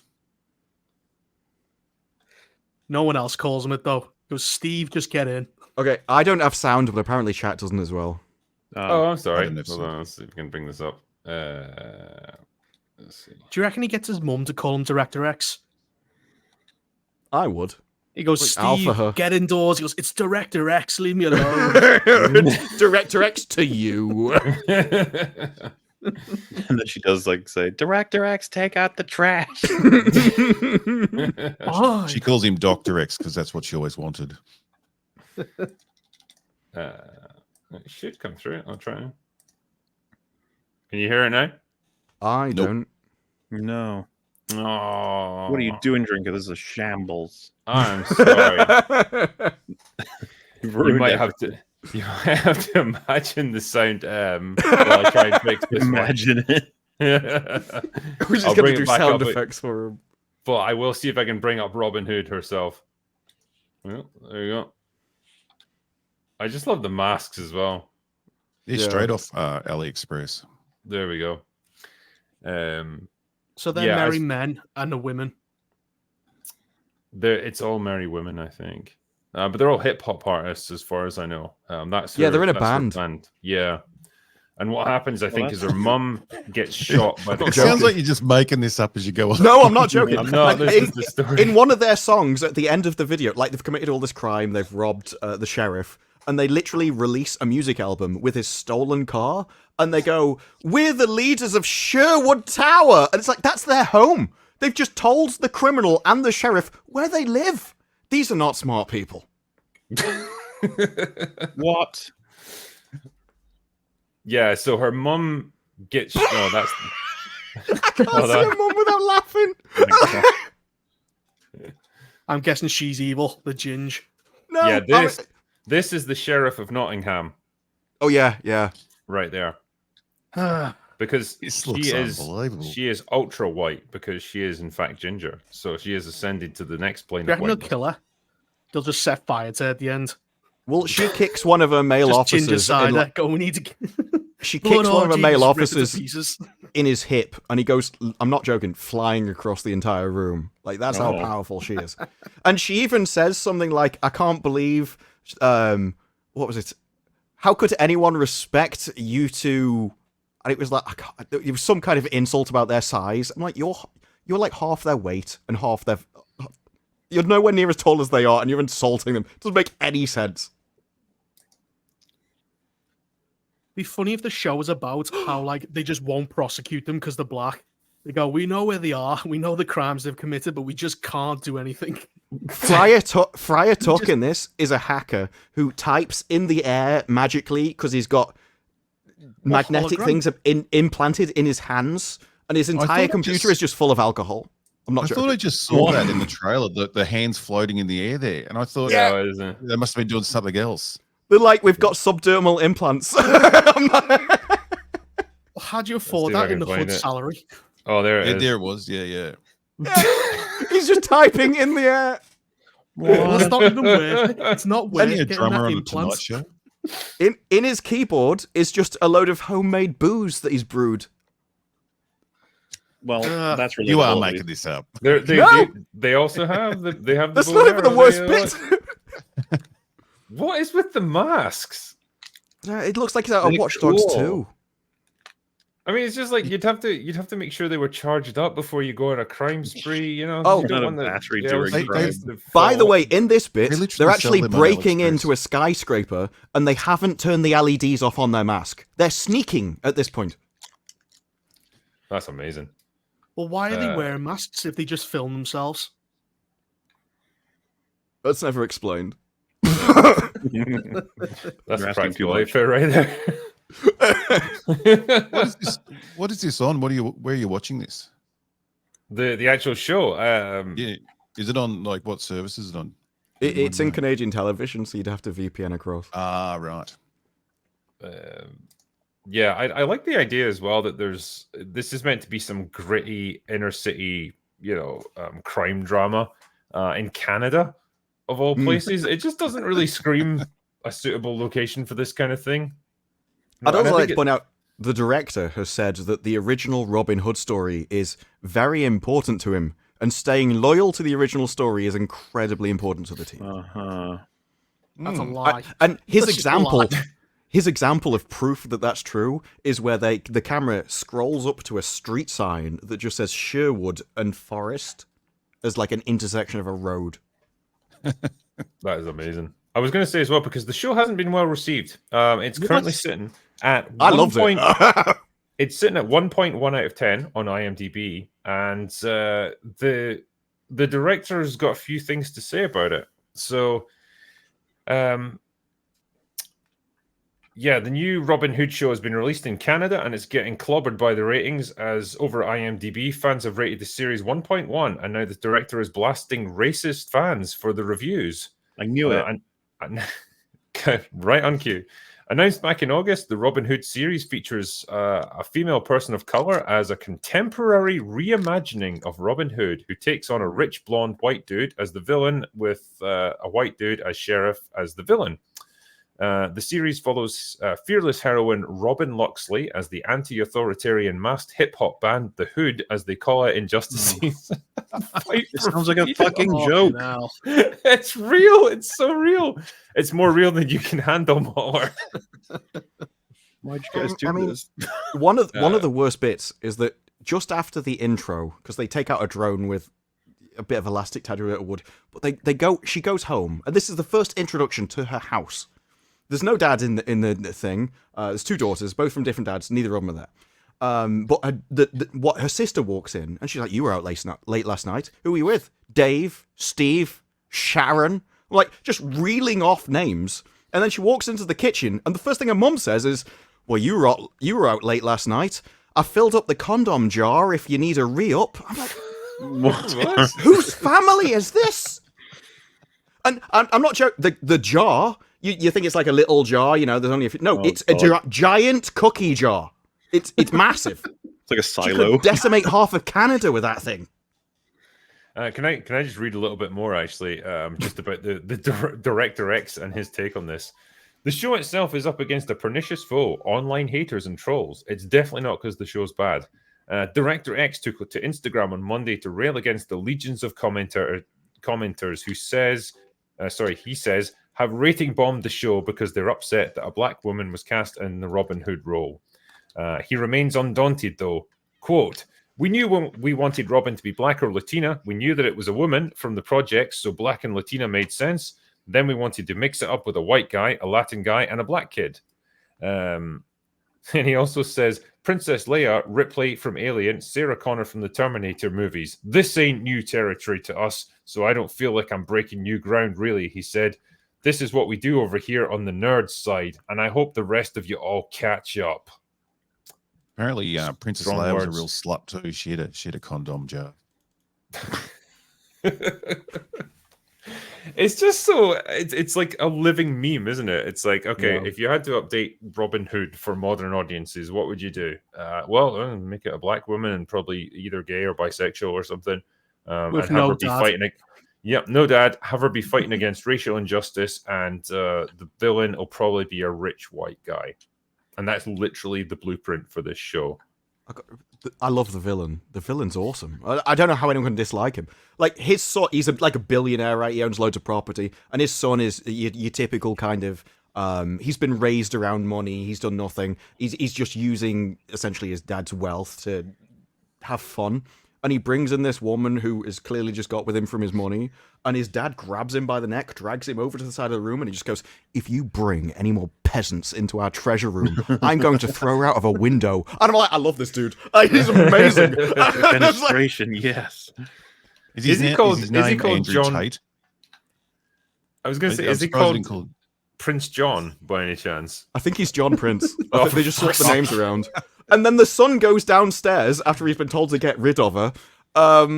And what is it? He like talks to the front guy. "Can you get her a taxi, please?" And she's like, "But I thought we were going to go to the shops. I thought you were going to buy me something." He was like, "Yeah, I'm buying you a taxi home." I was like, I'm supposed to dislike these people. They're incredible. There's even a bit where, for some reason, he starts to come on to Robyn. Like, there's been no chemistry between them at all. Comes on to Robyn. Meanwhile, his dad walks past, and he's literally talking about her mum that gets shot by the police. And he says, and he was talking to the police. It's like, "I just told you to put her in prison. I didn't want her killed. But, now she's in hospital. Anything can happen." And both Robyn and the son hear this, and he just takes her to the lift and goes, "Yeah, so, you should probably leave, but my birthday's next week if you want to come." It's like, I've just heard your dad threatening to murder people, and you're inviting me to a birthday party. It's like it's written by people who have never interacted with human beings on the face of the planet. So, on a scale of 1 to Batwoman, how would you rate this? It's far more entertaining than Batwoman because it's hilarious. It's one of those things where you're like, yes, it's horrible. The entire show is horrible, but it's so absurd, and that this is how they genuinely perceive the world. That makes it funny. It is. I know that you thought you were making some kind of big artistic commentary, like social commentary, and that's what makes it funny. Because you are living in an entirely different reality, and you don't even know. Well, Disparu, we've never been to the projects in Canada. Yeah, so what do we know about it? That's true. Yeah. We've never been in the hood. It's awesome. I hope this show gets renewed for like 10 seasons. That'd be. This is the thing. He said something like, "It's angry nerds downvoting my show." And I'm like, I wasn't angry. I was wetting myself laughing. Like I had more fun reviewing. I've not had this much fun reviewing a show since Willow. This is amazing. But he's doing the Barbra Streisand effect, isn't he? Like the only way I heard about it is him out there, attacking the racists for not liking it. So he's doing all the moves to really make sure that he gets people on board for this great show. Kenobi strategy, the one that they'd like cooked up before the show even came out. Oh, it's fanbait. Fanbait. The one that was dropped as a strategy the second people started to like House of the Dragon. They were like, "Oh, racist? No, they like it. Okay, not racist." They weren't early with Kenobi. They were calling racist before it even started. Yeah, everyone hates this show because of the black casting. Some people are like, "I haven't even seen it yet." What do you mean? What's happening? And the director's got a really weird strategy. Like, he retweeted me today and went, "I'll come on your show and you can tell me to your face." It's like, you've already called me a white racist incel. I mean, at this point, like, why would you think that I would have a conversation with you? At no point does that, like, make it appear as if you, like, "Oh, no, I only want to talk about the reasons why I did all of this kind of stuff." It's like, no. You clearly are somebody who has a narrative they want to push, and you think you can come on and use me to get it across and try and make a story out of it, because let's face it, nobody cares about Robin Hood. If it wasn't as funny as it was, would anyone even have heard about it? It is literally just shown in Canada. You should invite him on, and the second he comes on, go, "Goodbye." Just kick him off. Make him call you YouTuber X. It's one of those things. Like, I just hope he makes a second series. Like, you have him on, you're really friendly and cordial. They're just like, "So why are you such a shit writer?" He's just like, "Why are you gay?" Why Director X? It's like, are you so ashamed of this? You don't want to know. You don't want anyone to know who you really are. Well, it's a strange thing because apparently he directs like music videos, but this show opens with what is a music video. I'm like, this is awful. It looks like a student university project. And they were so proud of it, actually, they released the full soundtrack of the song on YouTube. I'm like, I wanted to scratch my ears out just listening to it in the show. Who's going on YouTube to listen to it? It didn't really scream like epic adventure. No. This soundtrack. I'll be honest with you. Yeah. It screamed Ariel to me. Bow chicka wow wow. It was that kind of. It's on that level, yeah. It doesn't have Aquafina in it, thank God. Yes. Although I would love to see an Aquafina remix of this. I think that'd be gold. You hear that, Hollywood? Make it happen. You would just love to see the meetings where they're patting each other on the back when they're talking about this idea and it's coming together, and you just know they were fist pumping, that they were just hitting all the marks. You know, they probably thought it was going to be bringing the kids were going to love Robin it. Hood into the modern era. There was an interview with, see if I can pull it up here, but it was the president of that particular network that commissioned this show, and she straight up said, "We knew we had to get this into production as a matter of priority because it was such an amazing concept." And I just thought, was it though? Was it? Do really? they just have a board that says "but black" and he just put anything? Go Little Mermaid, but black. Robin Hood, but black. It just but black on the next one. They're just rubber stamping everything. Like, yeah, $50 million bucks, go. Well, the thing is, right, black. If you wanted to modernize Robin Hood, what career do you think that Friar Tuck would have? Pedophile? Stripper? Well, this is the thing. Like, surely you'd be like, well, maybe he'd be a priest or something. No, in this, he's a hacker, an alcoholic hacker. He is the guy who's tapping over the keyboard in the air. That's Friar Tuck. Like, what relation does that have to the original? Like, apparently the story is really important to you. So, how does it relate in the slightest? There's a Little John as well, isn't there? And they have like a stick fighting contest, just like in fucking Robin Hood, Prince of Thieves. It is awesome, actually. He returns from the army, and she's like, "You all right?" He's like, "Yeah, remember these?" And he just picks up the stick and starts trying to beat the crap out of her. Like, it's the best thing. It's the best way Robin Hood's ever been treated. Oh, well. Yeah, I'm sure it's going to do amazing. So I'm looking forward to many more seasons of this show, and I can't wait to review it as well. But on the plus side, though, there's been a quite decent sci-fi movie that's come out recently, The Creator, and I was kind of surprised by it. It turned out probably better than I'd expected. Like, it didn't seem to get much of a build-up. Like, I didn't even know it was going to be a thing until like a week or two before it came out. But yeah, I must admit, it was not too bad. This is the first effort by Gareth Edwards, like as writer and director, and yeah, I thought it was an interesting movie. I don't know how many of you guys have seen it. I have not. I've seen it, but Nope. I only heard about it the week it came out. It's like they just didn't want to promote this film at all. Yeah, I don't know what the deal was with that. I mean, obviously it wasn't a huge budget. It was like 80 million, but still, it's a sizable investment. You would think you would want to do something to try and raise awareness about it. Especially when they see it and it looks so good. Like, it's a pretty easy film to advertise. You think they'd want to be jumping all over it with the way things are going in Hollywood. So for some reason they just don't want to promote this film. The only time I heard about it, and I'm not even joking, that was true, was when my dad went, "Do you want to see The Creator? Critical Drinkers reviewed it." So that was the first time that I heard about the show. Shouldn't listen to the Critical Drinker. He's an asshole. But no, it's just, it almost felt like this foreign concept of like, oh my God, we're getting a mainstream release of an original sci-fi movie that's not based on a book. High budget, considering. Relatively, yeah. It's not a sequel. It's not a part of a big franchise, and it's not a remake of something else. It's like a new original movie. Oh my God, like things like this can still get made. Who knew? And I think almost it was nice just to go into a film like that right off the bat and just feel like, okay, I'm viewing a new story here that's not been told before.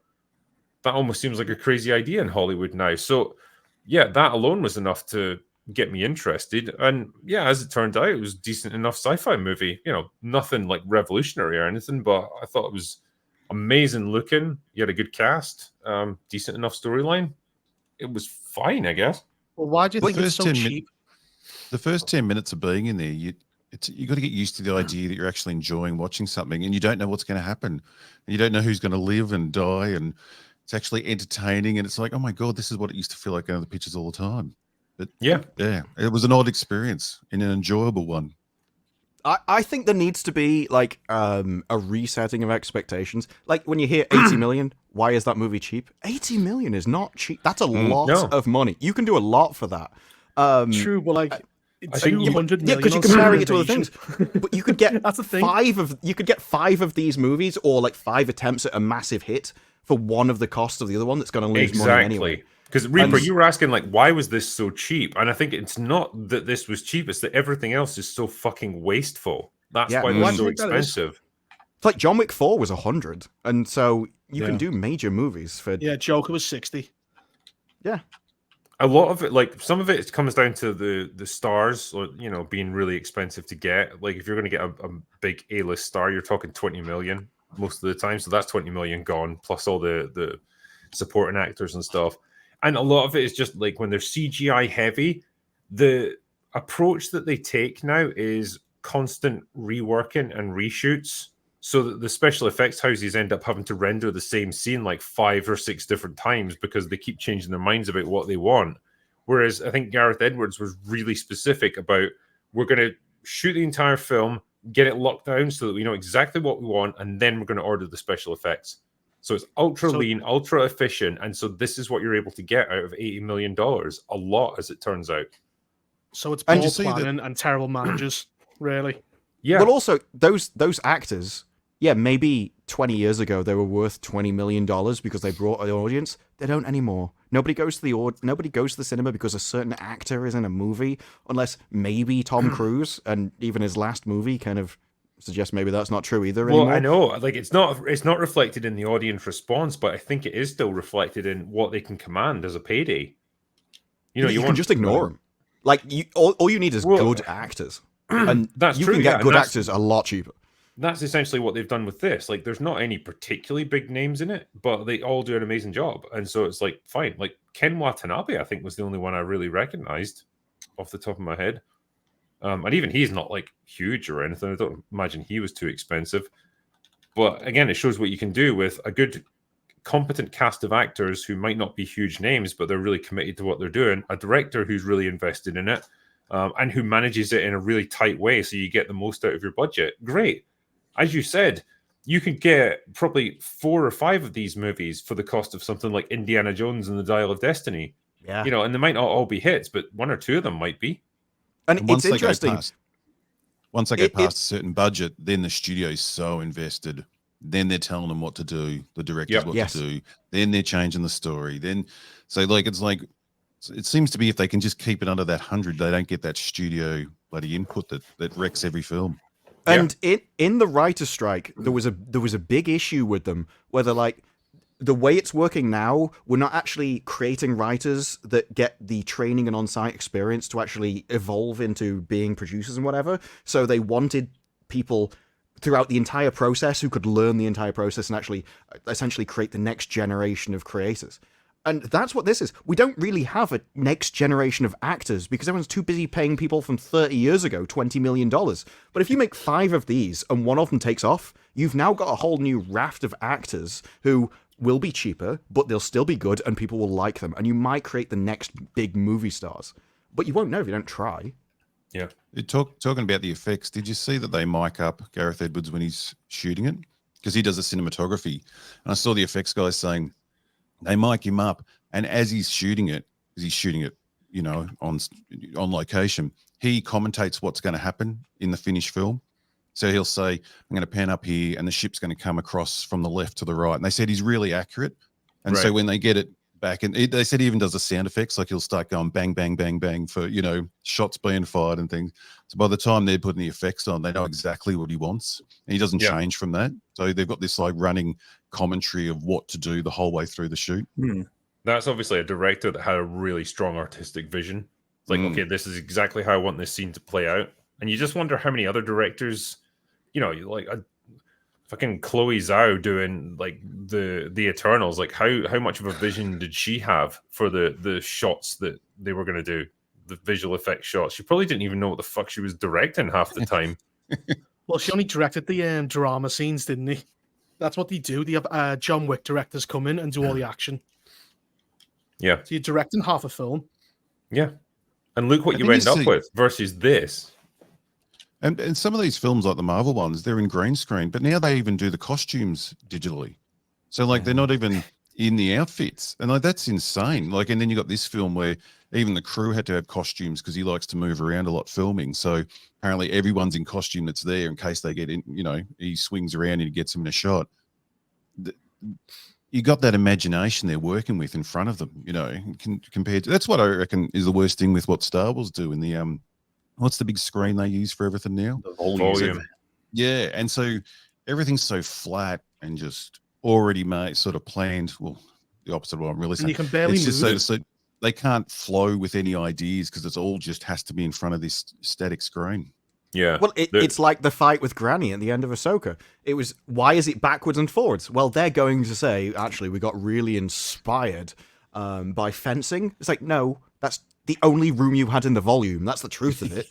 But you're just trying to come up with an artistic reason afterwards. It looks like, as Robot Head was saying there, it looks so flat. And there was some shots in the finale where it was like straight up. I feel like I'm watching a B movie from the early 2000s. It looked so shit and so fake. You know, the lighting was all wrong. The characters just like were floating against It's the starting background. to look like some of the old green screen stuff, like when they sit in the car and the old movies and they're playing the film behind them. Yeah. It's just that square and flat, and the camera never moves from that position. I think Like, how many shots did we get of Thrawn just standing in the middle with someone either side of him and the ship behind him? You know, that's all we're getting. I He think walks we're off at one honestly- point, and his posture is like that. I'm like, I sit in a chair all day. My posture isn't that bad, mate. What's happened to you?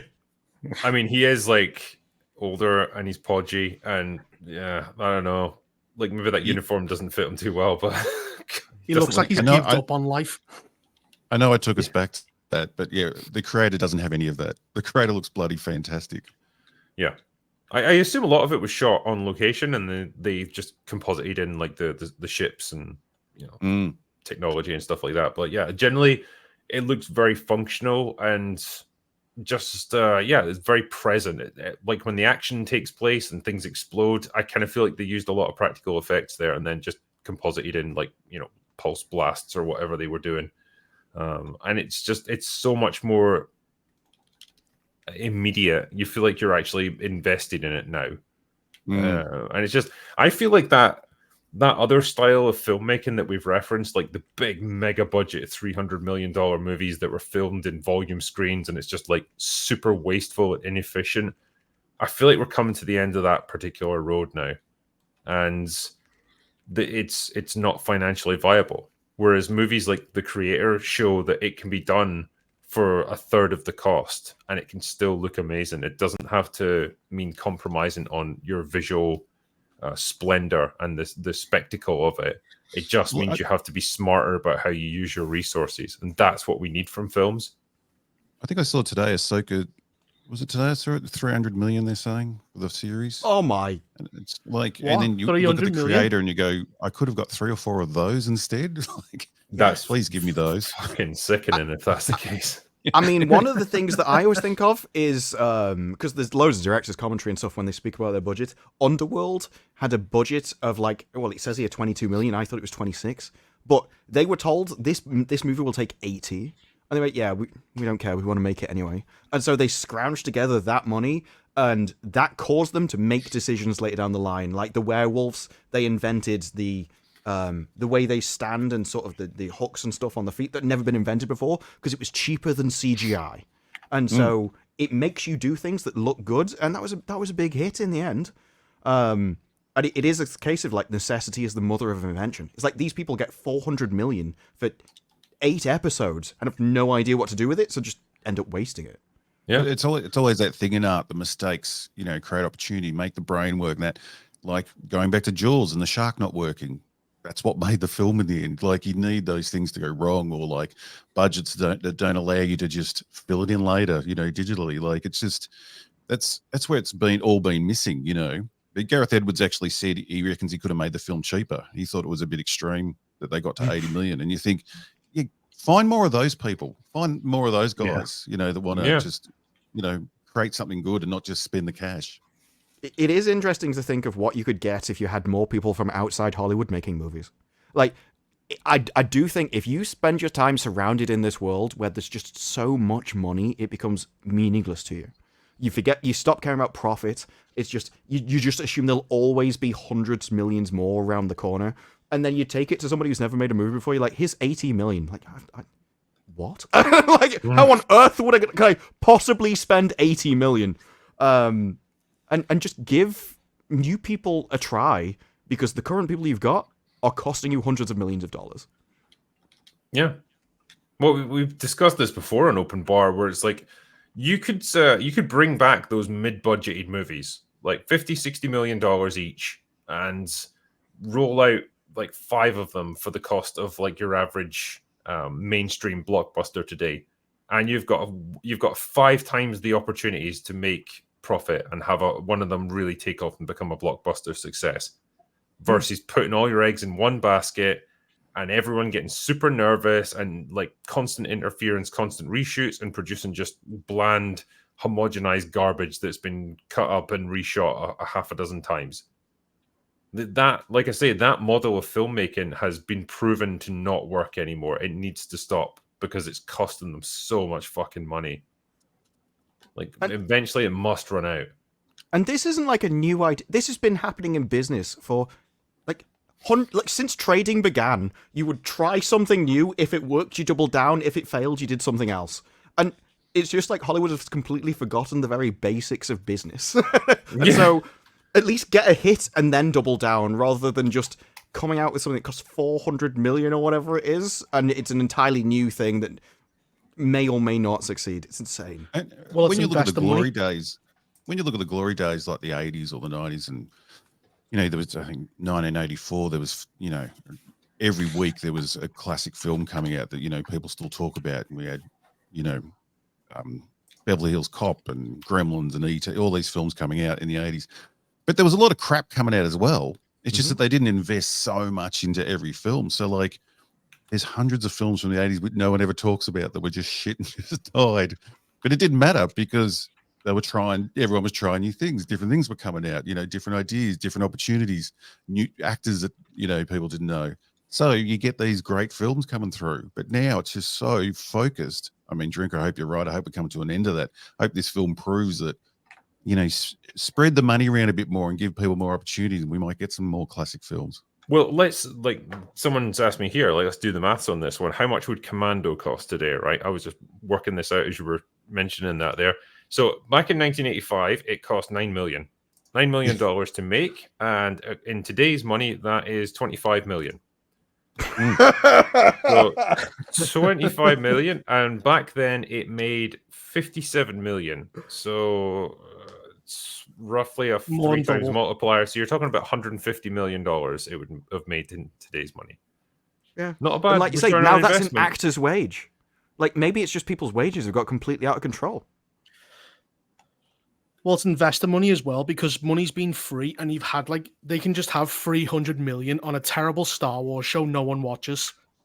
So it's like they don't care whether or not the audience watch it, because more people are just going to give them more money. Have you seen? I don't know. I don't know if for the Star Wars, is a lot of it just based on, well, we'll produce merchandise and stuff, and so we'll make the money back through that. Because, fucking Rose Tico toys are flying off the shelves, man. A lot of it was planned through Disney Plus, right? And that's gone to shit, in terms of making a profit. Because it's only going to get worse. Well, the streaming model never profited them, really. Netflix were able to make a go of it because they got in there first, but Disney Plus has never made money. It's always been losing money for the company. And I don't expect that to change anytime soon. No, because the ability to milk Marvel and Star Wars is getting less and less over time. Disney have said, I don't know if they're doing this everywhere, but they're going to stop selling physical media in Australia. So their only option will be Disney Plus. I think it's just their push to try and get people on board. But they're not going to sell any more physical media in Australia.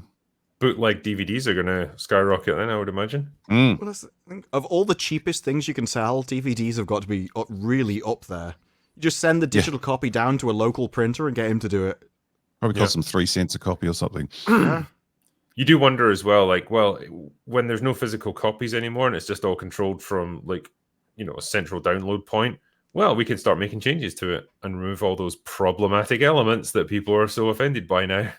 Well, one of the first Especially they with did our old movies. was Splash. Did you see they covered up her ass in Splash? Yeah, they put like they fucking photoshopped like an extra square of hair onto her arse. Yeah. It was the shittest thing ever. Oh wow.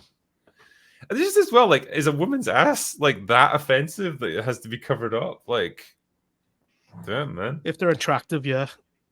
I think so, yeah. Yeah, If exactly. they're ugly, Yeah, like yeah. Velma was getting naked and all that in her show. Oh well, Lizzo. If it was Lizzo, it'd be a Yeah, close up. Lizzo can do Nice it. big Yeah. spread cheek shot. You'd need a lot of Hideous women. processing power to cover that ass up. You need the creator budget to get it done. They'd be like fucking mainframe computers just melting down in the background. Like, we can't do it. We don't have enough power. That's the future Gets movie on flagged for how animal AI cruelty. gets defeated. It, like, takes over the world. And we're just like, we need to give it a problem it can't solve. Anyway, just- Lizzo. Yeah, man. I mean, things like Lizzo appearing in Star Wars, we just look past now. That's not even a low point anymore. Oh, they always find a new low point. That's the problem. That's how forgettable these shows are as well. That we can see something as ridiculous than that, and then a month later, it's like it never even existed. We Yeah. just moved past it. Yeah, I'd love to know the rewatch on these shows. Like, I know there's all the psychos on Twitter that probably have it on loop, but surely these shows are just getting forgotten the day they finish. Like, how many people are going back to rewatch any of this shit? I mean, Willow got deleted like 6 weeks after it was shown, so I think that proves not a lot. That's amazing, and that just gets forgotten as well. Like, a whole Yeah. show got deleted. Yeah. That's Loads out of there. shows. There was entire lists of them, and I think they Yeah. did like 3 waves where they deleted more and more stuff. And I bet most people never even noticed. No, Maybe and my it's favorite like, one, never look at. my favorite was where they said we're going to delete this show, and like one of them was the women empowerment series, Empower, and then there was uproar, and they went, "No, we're not deleting it anymore." It's like, as none long of as you those cause people enough watched it. trouble, you stay. That's the thing as well. They complain and they don't even watch it. Mm. Well, they never do. No, they like the idea of these shows, but they don't care about them. It's important to them that they exist. That's all it is. Like There'll be people out there who will trumpet Robin Hood now, and they'll make that their hill to die on, but they'll never actually bother to watch it. It's just the fact that it exists. I'll champion Robin Hood. Well, yeah, that's one person. I'll take on that burden. I've done it with Willow. It's not the first time. Yeah, that's a heavy burden to bear. Hey, Drinker, did you even realize that, is it John David Washington, the lead of the creator? I didn't realize he was Denzel's son until after I'd seen the film. I vaguely was aware of it, but yeah, it wasn't until afterwards that I looked it up, because there's not really much of a resemblance there, to be fair. But he's a good actor. You know, give him his dues. He was good. I never really understood why. And just for reference, like the character had lost an arm and a leg in like a terrorist attack before the events of the film, and so he's got like prosthetics, like they're super advanced, so like robotic, cybernetic stuff. But the film never really does anything with it. Like, it's not like it has any special abilities, like he's got a super strong arm or whatever, or they get taken away at some point and he has to like survive without them. They're just, I don't know. It's just a just weird to look thing. cool, I think. I think it's just to look cool. Yeah, because he keeps taking his arm off. And when he puts that arm on, he puts a shirt straight on, and then you can't tell it's a fake arm anymore. Yeah, It's got, I like, guess skin in the lower half. Yeah, to save on budget, I suppose. Yeah, you got to keep under that 80 million. But then there is occasional scenes where he's taking it off, and it's like I can't stop looking at the stump. Like, it's like I should be looking at his face because he's Can you acting. please put the but arm I'm back on? Like, it's like, I just can't stop looking at it. It's weird. Yeah, and I don't just think the leg ever comes off. Yeah, I suppose that's going to be more awkward, isn't it? Like trying to hop around. But yeah, it just seemed like an odd choice. It's like, okay, you've done this thing to him, do something with it. Like, give us something. Yeah, it just seems It's a good film, but there's a couple little bits. It's sort of, you could tell it needed to jump ahead. I don't know if we're doing spoilers. We probably better not for a film that's so new. But when his mate looks at the little girl for like 2 seconds and then stands up and explains exactly what she can do in the future. Mhm. Remember that scene? It was a bit jarring, sort of like, whoa, we jumped ahead there a bit. It was, and then the film doesn't do much with that Mm, because ultimately, like what she's designed to do, she doesn't do. Like they end Mm. up accomplishing it just by blowing things up, and it's like, okay, fair enough. It's like sequel bait, I suppose, because the question then is what does she become as she grows up?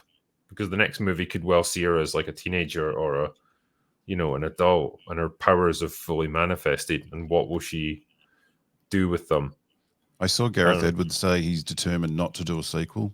He said the whole time making it, the producers would come to him and go, "So, sequel, and how are we going to turn this into a franchise?" He'd be like, "No, no, no, no, no, it's a one-off." He said, "I like ending stories." So hopefully he sticks to that. I can respect that. It's just like it felt like a thread that hadn't really, been finished. I'm not using the right words here, but like the character arc hadn't really been brought to an end, I suppose, with her.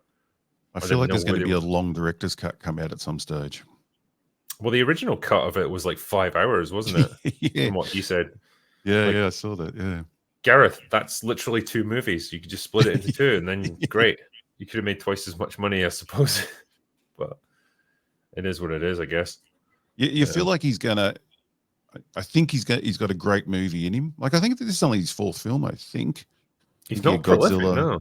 And he's been active for a while. This is like 10 years he's been a director, and he's only done like 4 movies. Yeah, I don't think he rushes, but it'll be interesting to see where he goes because he's definitely got good ideas. He said sometimes it's just a little lacking, but it was still a good film to watch. I mean, I mentioned in my review, I could definitely see the DNA from Rogue One. It was an odd thing to fall back on as the blueprint for your new story, but like there's a lot of similarities there plot wise. I suppose he didn't get to finish that film, so this was his chance. Maybe, yeah. Should we do a few super chats?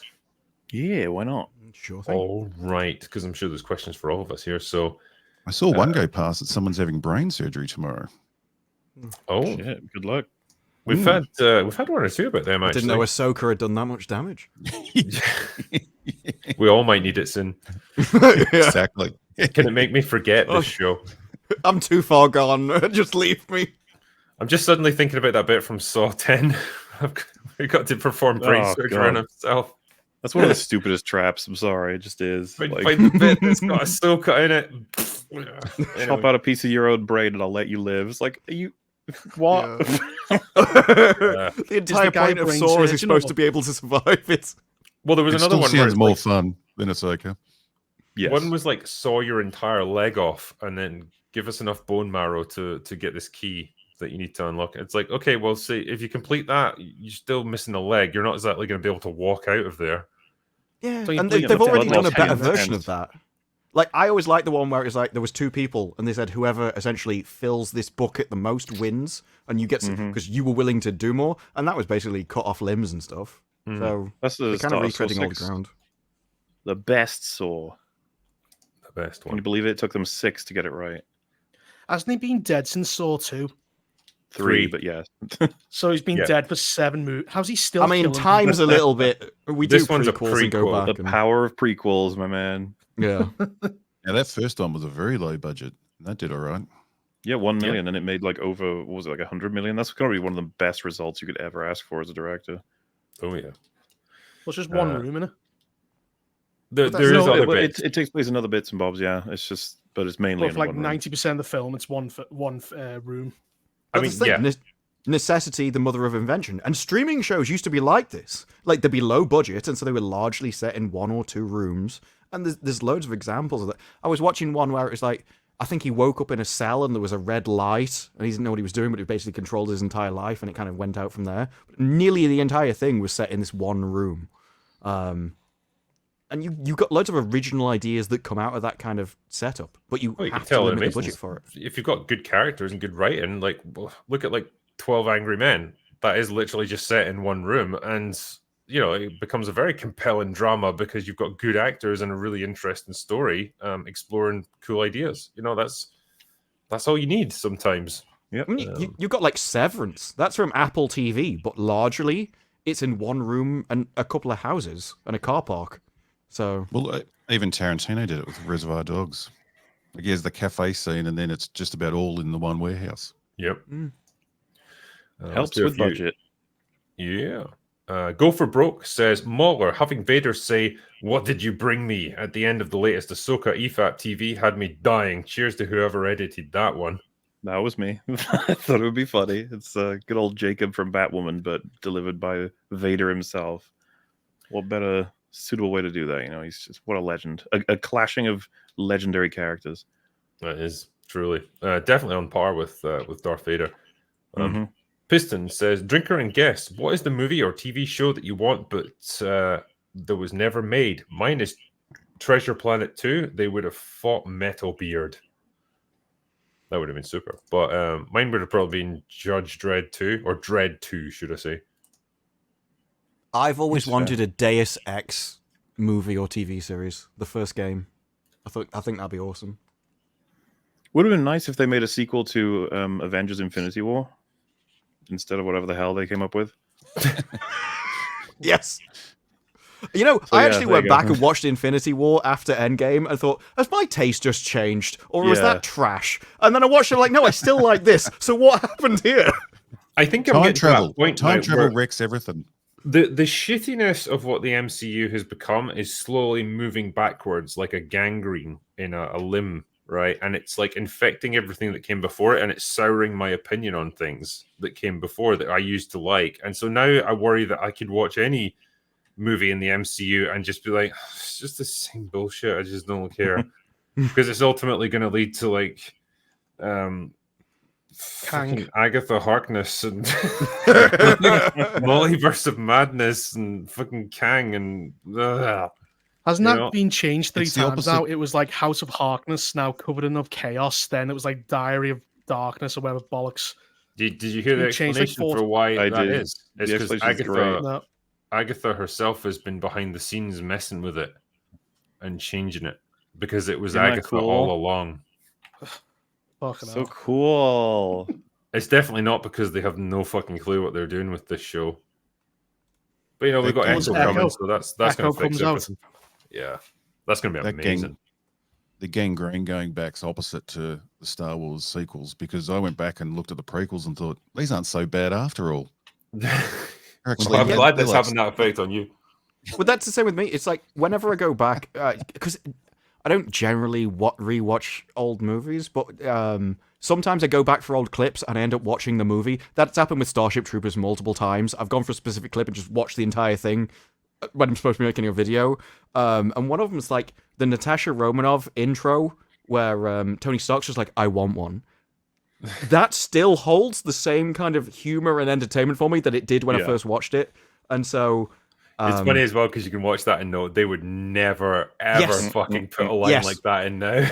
and that Maybe I for think the that's probably villain. why that it's not got old for me or reinfected old stuff. I kind of just draw a line. I'm like, no, just here's a new you know what group it of is for people. me, right? It's easier to draw a line with something like Star Wars because it's very obvious, like the shift once Disney bought it versus when George Lucas had it. You know, it's like two entirely different creative forces at work on the franchise. Whereas with Marvel, it's still all the same people. It's just gradually became shit. And so, like, I can't make that separation quite as easily. Yeah, I had the same problem with Secret Invasion because it was the same actor, and they ruined the character for me when I really liked the character.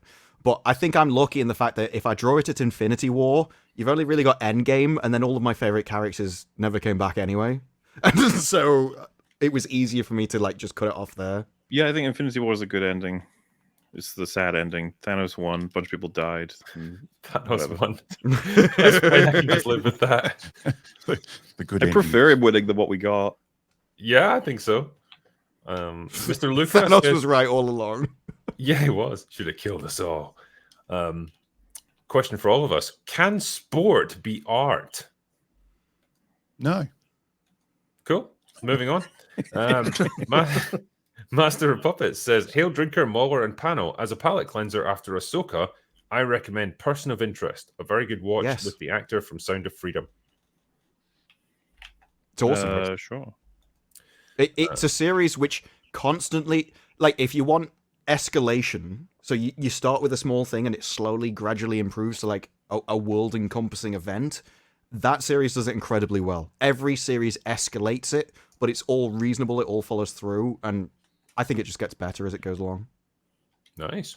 The Ghost of Drinker's Liver says, recommending Wolf Children, Aim and Yuki, an anime film about a single mother raising 2 werewolf children, and a splendid display of maternal strength and compassion with no girl boss cliches.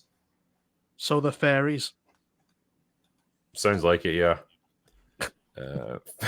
Tyler Wolf says, Canadians are too busy watching diverse good shows like Letterkenny, Shoresy, Corner Gas, Little Mosque on the Prairie, to even know that Robyn Hood exists. Fair enough. Good to hear. Yeah. Cirrhosis of Liver says, slide me a pint of the black stuff, landlord. Wait, I'll use my newly acquired force powers that I didn't have yesterday to get it myself.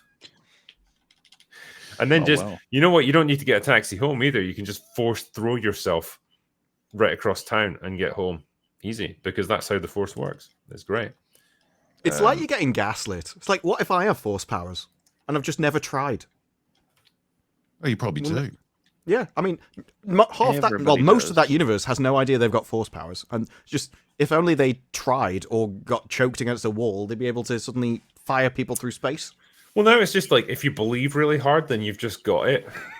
Or even just listen really hard when the two were listening to Hera the got world it just by between listening. worlds, How about the that? green chick, yeah.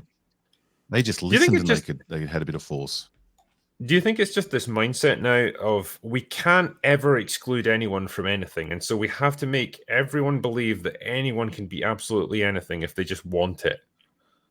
Oh, yeah. Because everyone gets there was obviously a very, definite separation in the OT and the prequels as well, where it's like some people are force sensitive and some are not. You're born with it or whatever, and that's it. And it doesn't matter how hard you want to be a Jedi or whatever. If you don't have the force, you just can't do it. Tough luck. Find a new job. But like that just doesn't seem to work with the modern mindset. It's got to be that like anyone can do it. Of course they have to be able to, because we don't want anyone to feel left out. And it even sort of had hereditary special except for passing white down men. the force to your children and stuff. Well, no, but then it runs into the problem of that old cliche, like if everyone is special, then no one's special. And it's the same with the And that's what force we're watching, thing. Like if something that's not everyone's got the special. potential to harness this shit, like how come the Jedi are so limited in number? Like surely like they should be like swamped with applicants because everyone's going to want to have the force. It's like, do you want to be a fucking moisture farmer on Tatooine, or do you want to like join the Jedi and like slice people's heads off with a lightsaber? I know which one I'd fucking pick. And you imagine that you'd be walking through towns and everybody would be practicing. That's all. Everyone would be obsessed with trying to get their force powers working. Yeah. Well, the Sith would be press ganging people off planets to build entire armies of force wielding people to conquer the galaxy.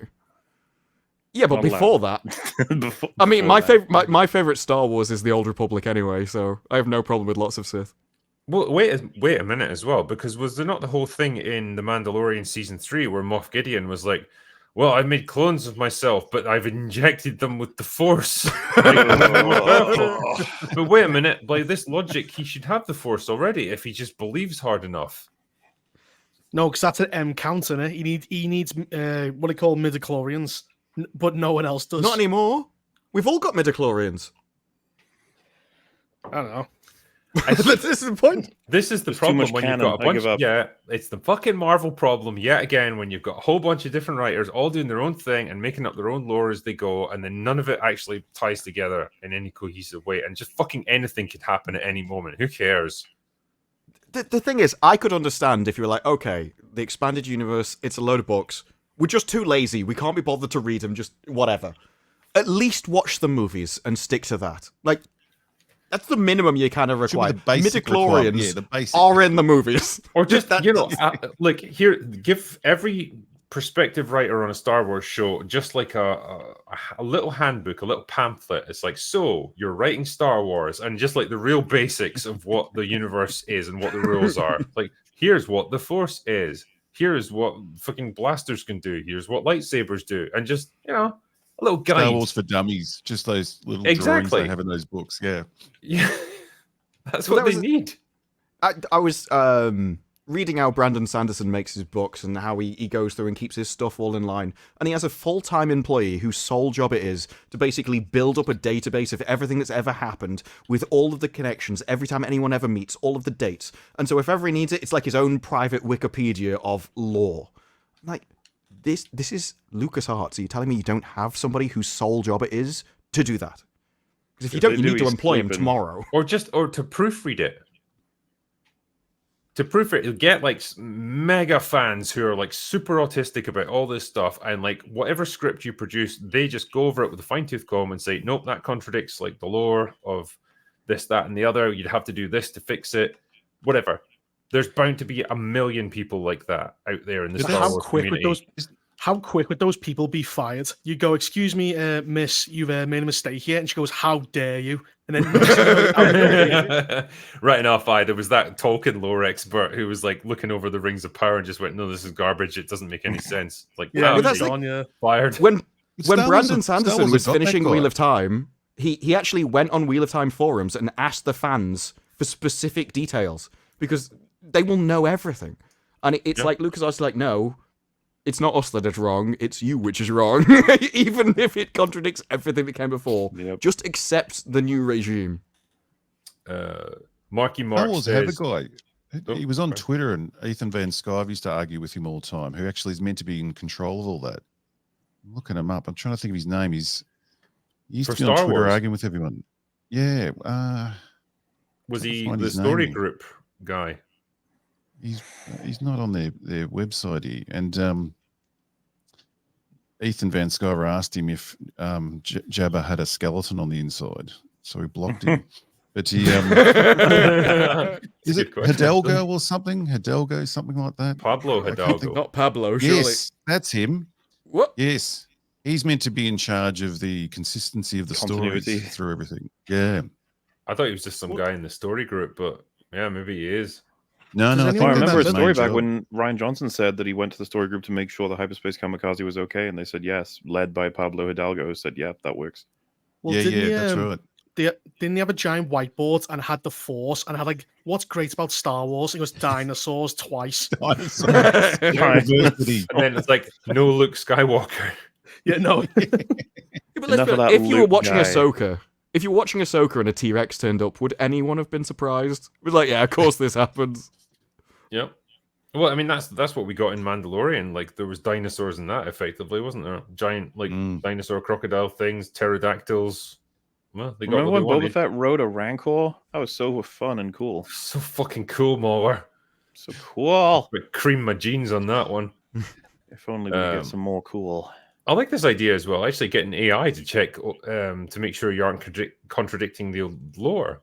That should actually be a relatively easy thing for AI to do. None of this works if the people who you give the results to don't care about continuity, though. They'll just be like, "Yeah, I don't mind." Whatever. But you can kind of pin it down to just laziness. Like, well, we can't be bothered looking through like all these old books and stuff, or watching the old movies and TV shows. But it's like, if an AI can do it for you and literally suggest a fix, it's like, well, okay, it takes all the effort out of it. Like, wouldn't you just say yes? I mean, a lot of these breaches, though, aren't things that, like, super fans are aware of. It's like, oh, yeah, Force Ghosts can now kill people if they want to. It's like, no, you can't do that. And then they're like, why not? Didn't that happen in the OT? I'm pretty sure Obi-Wan sat on a log. That's the same thing. So, I love if that was the original start of Terminator. They give AI the power to fix stories, and because we keep ignoring it, they decide to wipe humanity. The AI saw what happened to Star Wars and decided to kill everyone. I'd say that was a sensible response. You can't blame them. It's like if they see Star Wars as it is now, like this is what humanity is capable of producing, and Robin Hood and Velma, they'd be like, yeah, target them all for termination. They don't deserve to exist on this planet anymore. And I would welcome them to do that. I think it's the right thing to do. The last thing we all think is, if only we'd promoted the creator a bit more, they might have saved us. But instead, they showed him Ahsoka. This race does not deserve to exist, this species. Marky Mark says, Drinker, if you were asked what your profession was and you could only give one answer, what would you say? Author or YouTuber? Oh, tricky question. Because I feel like day to day, YouTuber is like my real profession, but author just feels more worthy somehow. Wow. You know? He's better than us. Yeah, it's just like, you know, I mean, right? he is. Yeah. Well, yeah. No, but like, I guess like writing a book is a bigger investment of time than making a video. And I know Mauler, you're like, yeah, is it? Fuck, my videos take like a year. It's a lot easier to tell people you're an author than a YouTuber. Yeah, A YouTuber gets a lot of smirks from people. Like, yeah, no, what? You got a real job anyway? yeah, and then they kind of like look over. It's like, okay, does your wife like make all the income? Then you're a fucking YouTuber. But yeah, You say probably YouTuber, they hear unemployed. Yeah, They're surprised you even have a wife. Yeah, Like, good on you. Look at that. yeah, well done. It's nice to have dreams. I think, yeah, generally, if I'm like people ask me what I do day to day, it's probably I would say author. But yeah, I like storytelling, so I guess it works nice. Waylon Bicephus says, Ahsoka looking like the Michelin Man was not a good look. I went on a site with ads that said single moms near me. Should I click on those? I probably wouldn't if I were you. No, Don't recommend it. Cirrhosis of Liver says, I want to play a game. Each person give a 15-second review on Ahsoka using someone else on the panel's accent. Fuck. It's a strange Can't do request. that. I'm gonna have trouble with my own accent. Definitely don't use mine. Just do a 15-second review. That will probably be all right, I would say. I would Who start. wants to go first? Well, I'll just start with me, and then we can just work around clockwise, I guess. Right, Ahsoka overall season 1. Not a whole lot happens. You could condense this entire thing into probably 3 episodes. All the characters are absolute blocks of wood. None of them have even a hint of personality. Thrawn's a moron. Ezra's a MacGuffin that everyone fights over, and blasters don't work on ships, and zombie troopers are now a thing. MauLer, go. All right. Ahsoka is the tragic tale of how Disney will force a writer-director to take half an episode's worth of content and stretch it into 8. It was embarrassing and awkward, and I'm glad I'll never have to see it again. All right, Smokey, go. Oh shit, he moved. Okay, give us your review of Ahsoka. He's like, nah, fuck this. Back to bed. Oh, Yeah. that was basically me well. during Ahsoka anyway. So Reaper, hit us with it. The show is shit. Perfect. That's all I'm gonna say. 2 seconds. Ahead of time and under budget. Nice. Disparu. Ahsoka, Thrawn returns, and if you removed half the cast, literally nothing in the entire plot would change. That is true. And Robot Head. Well, Ahsoka could be the worst series they've made just for the amount of bullshit they introduced into Star Wars, like whales and witches and magic, and a blue Smurf that was fucking useless. God, The I've end. forgotten about the space whales already. Mm-hmm. Yeah, Quite there the you go. addition. Why is no one taming them? If they're way better than ships, why isn't there like an entire industry capturing space whales? I mean, they Just literally strap a Because build they're into one of them, and you got a ship. Well, they're fucking indestructible. You can't shoot at them to subdue them or anything. Mines do nothing to them, so I assume they're indestructible. Probably Yeah, they're like, far they and know they're in where a to different go. fucking dimension. So But I'm they still all travelled confused. to their graveyard planet and then flew into mines where you're like, oh, great, we can die here. And they all fly off again. Like, Yeah, what was the point? A peaceful yeah, it was a death. great opportunity to die, and they didn't take it. yeah. And I like how they try and push that they're stranded there, but they got there by whale. And Yeah, they'll got probably a be ship back and- in like a few months, and they can just Yep. like hitch a ride with on one a another. whale. Also, call me crazy, right? But they came here in the ship, like inside the whale, so they must have like the navigation route that they took. Can't they just use the hyperdrive to like go back again? Regular way they came? hyperdrive would take way longer, and they don't have the fuel. Okay, TLJ established this. Oh yeah, fuel's a thing. It'll be Oh, fuel. Fuck this show. All right. Angry Batman says, shout out to Reaper for convincing me to give Bloodhounds another try. I got bored with 1 and 2 and gave up, but went back after his video. Great series and fights. Yeah, thanks. I was surprised how good it was, especially since the last 2 episodes had to get reworked because the woman on it got drunk and drove off the street. And We've all she been had to there. go away.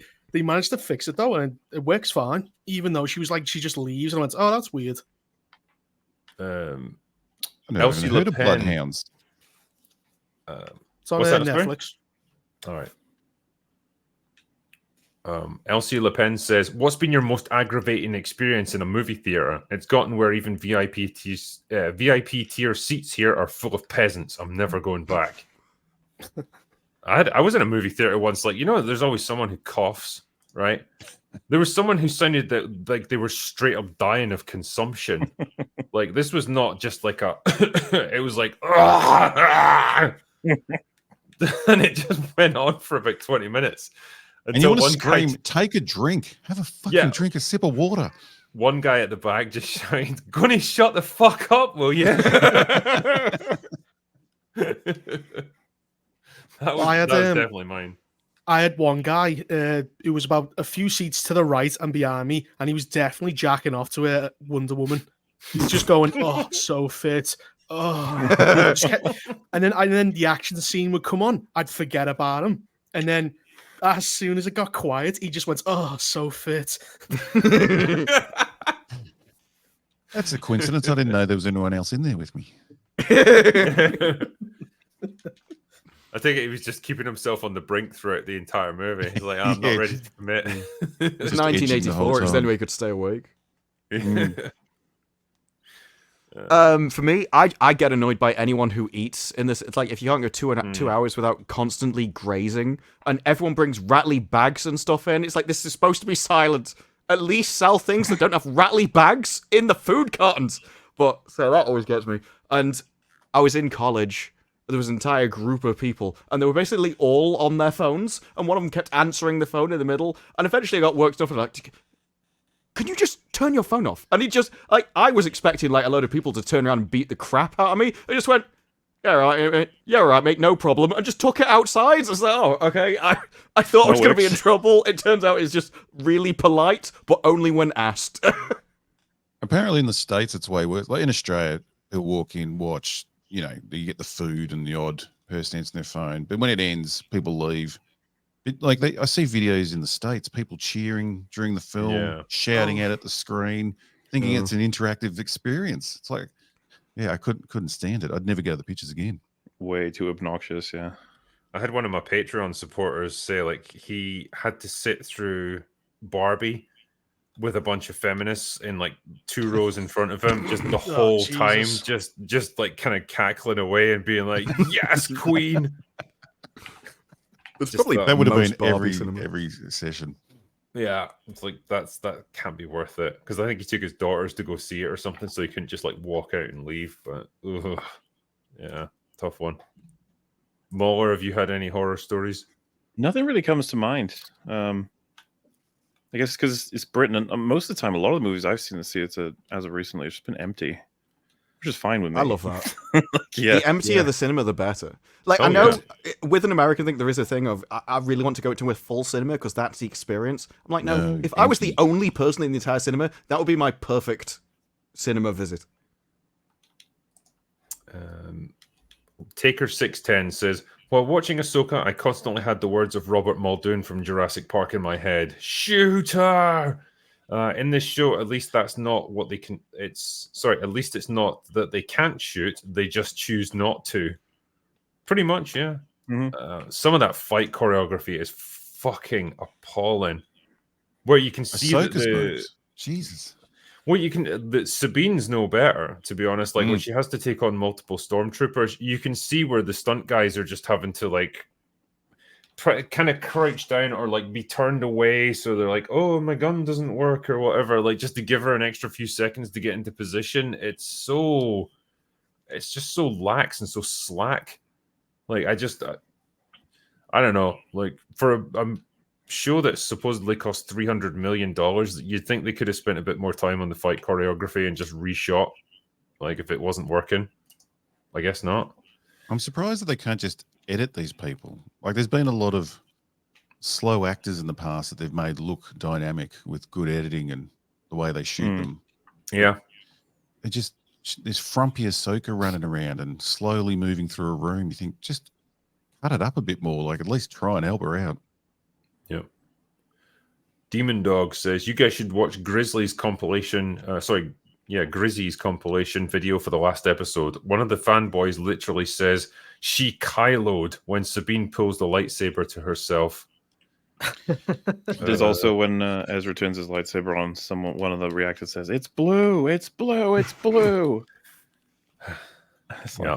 Those reaction videos are just the cultish behavior is just out. This showing of emotion, this selling of any soul they have to get clicks or to be the most obsessed with Star Wars just blows my mind. Like, I remember a time when young people wanted to be seen as cool and would go out of their way to try and be cool the whole time. And now young people want to be seen as fucking retarded morons. Like, it just blows my mind. Man.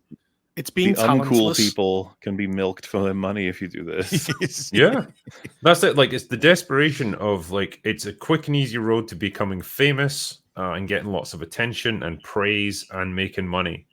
And if it means just like sacrificing your dignity and gurning away at the screen and being like, oh my God, Anakin's there. You know, I guess that's what they're willing to do, because it's easier to do that than, you know, study and get qualifications and get some job in an office or whatever.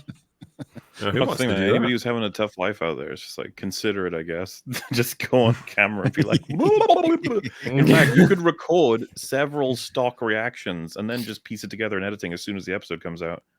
I don't Pretty know. I mean, Make sure I'm to say, too oh my God, English. it's blue. Oh my God, it's red. Oh my God, it's yellow. Oh my God, it's orange. Just catch all like the main colors. Yeah, and be like, oh my God, it's so emotional. Or, oh my God, I can't believe that just happened. oh look, Anakin. You'll be fine. And for when you say several Anakin, episodes you at got that to point. say Anakin. You got to just like hardly get it out, because you can't believe a character ones- from the prequels that no one really liked that much is on TV again.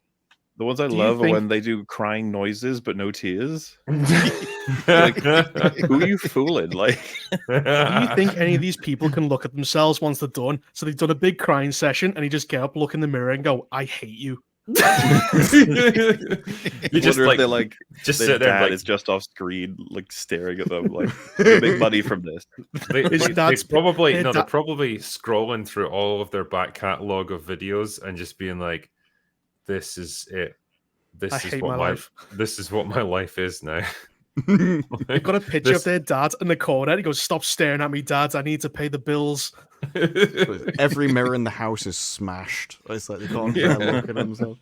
But I don't think I could fake that much enthusiasm. It's not. Well, within me. they can't either. One of the craziest things to me is that we're obviously very apathetic at this point. It's how to describe a lot of us. Like, we'll get amusement out of it, but we often end up commenting on the state of Star Wars, and we're very depressed about it. But we still, I think, talk extensively about the intention with the character writing, where they have failed, what they could have done, and what we have. Meanwhile, these people who arguably love it the most, they rarely have anything to say about character. They're like, wasn't it amazing that Anakin taught Ahsoka in that episode? And that's their full review.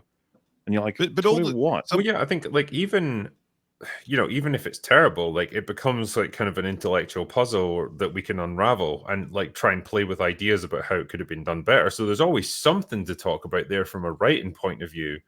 But when it's these people, it's just all about the visceral reaction to whatever stimulus they see on screen. It's no different from just, I don't know, fucking like getting a dead fish on a table and just zapping it with electricity and making it flop around a little bit. Like, that's all you're seeing on screen. There's no like thought behind any of it. Someone in the chat just mentioned Red Letter Media's Nerd Crew, which was once a joke. But now if you watch their Nerd Crew or their Star Wars videos where they're not even extreme anymore. They're just straightforward. Like the shills have gone way past Red Letter Media's Nerd Crew, way past them. Did they not once just I don't know why they did this. They got like 1,000 action figures of Star Wars and just dumped it in a vat of acid.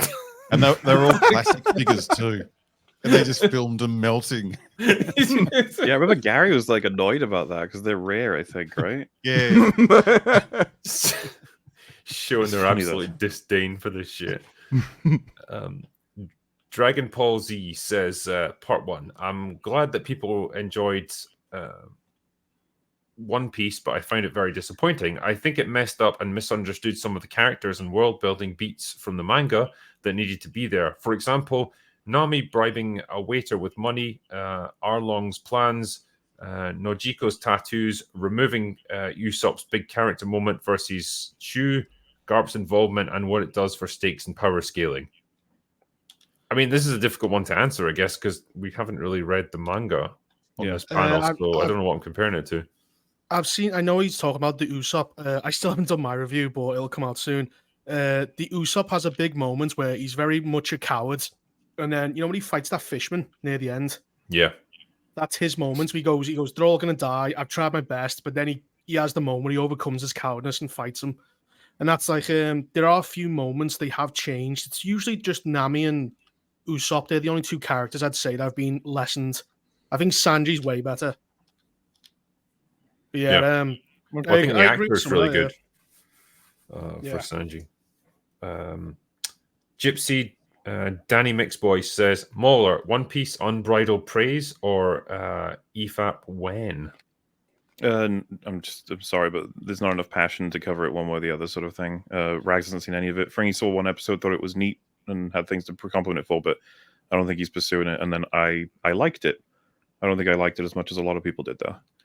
Okay. Stephen Bobo says, hey, Drinker, since you're a natural-born Scotsman, what is the correct pronunciation of the word Kate Sith or Kate Seth? From Final Fantasy VII? I always said it Kate Sith. So that's how I say it. I assume that's just how it is. Jan says, MauLer, are you familiar with Silent Hill? If not, you'd love Silent Hill 2. It's an amazing take on crime and punishment. No, I haven't touched any of Silent Hill as a franchise, so I probably should. That's weird. I thought you had. Especially being a Resident Evil guy. I'm not even really a Resident Evil guy, because I played the shit out of 4, 5, 6, 7. 8 is the Village, right? Yeah. Yeah, I played the shit out of all of them except 6, and then I've seen the Paul W.S. Anderson movies, which is really where the biggest fans come in, So I can understand how you mistook me for a big Resident Evil fan, considering I've seen all of them probably 3 times each in my lifetime at this point. But no, I still need to play Resident Evil 1 properly, 2 properly, and 3 properly. Yeah, if you haven't played the original trilogy. Did anyone watch the Netflix show? Yes. And I wish I hadn't. That was so bad. I'd successfully forgotten about that Reaper, you son of a bitch. Now you've reminded me that it exists. I got one episode in. That was it ends with her just diving off into a horde of zombies. So I'm done. She just runs past. That's the best ending for me. That was really the Robin Hood of the Resident Evil franchise, I think. Yeah. When you see what they did. It was terrible. Yeah. It's like every one that they make, every new project with Resident Evil makes the previous ones look better. We had the Mila Jovovich movies, and it was like, they're kind of shit. Then we got Welcome to Raccoon City, and it's like, oh, damn. Like, suddenly Mila Jovovich's films look all right in comparison. And then we got that, like, literally months later. It's like, oh, okay. I'll take Welcome to Raccoon City, because at least it references something from the games. Christ. What will be next? Yeah, it's just going to be a guy, like, fucking sitting on the toilet evacuating his bowels. And that'll be it. Resident Evil toilet edition. We'll be like, that other one wasn't so bad, actually. Samson the Mighty says, Drinker and Panel, if karaoke night happens at the bar with plenty of shots of liquid courage, what song would you sing? You wouldn't want me to. I've never thought about it. I would sing Islands in the Stream because I watched Nessa and Bryn from fucking Gavin and Stacey singing it for comic relief, and I felt like that inspired me. So I want to do that in karaoke one day. And I want Tom Jones to show up to finish it off. Oh. But that won't happen. Tragically.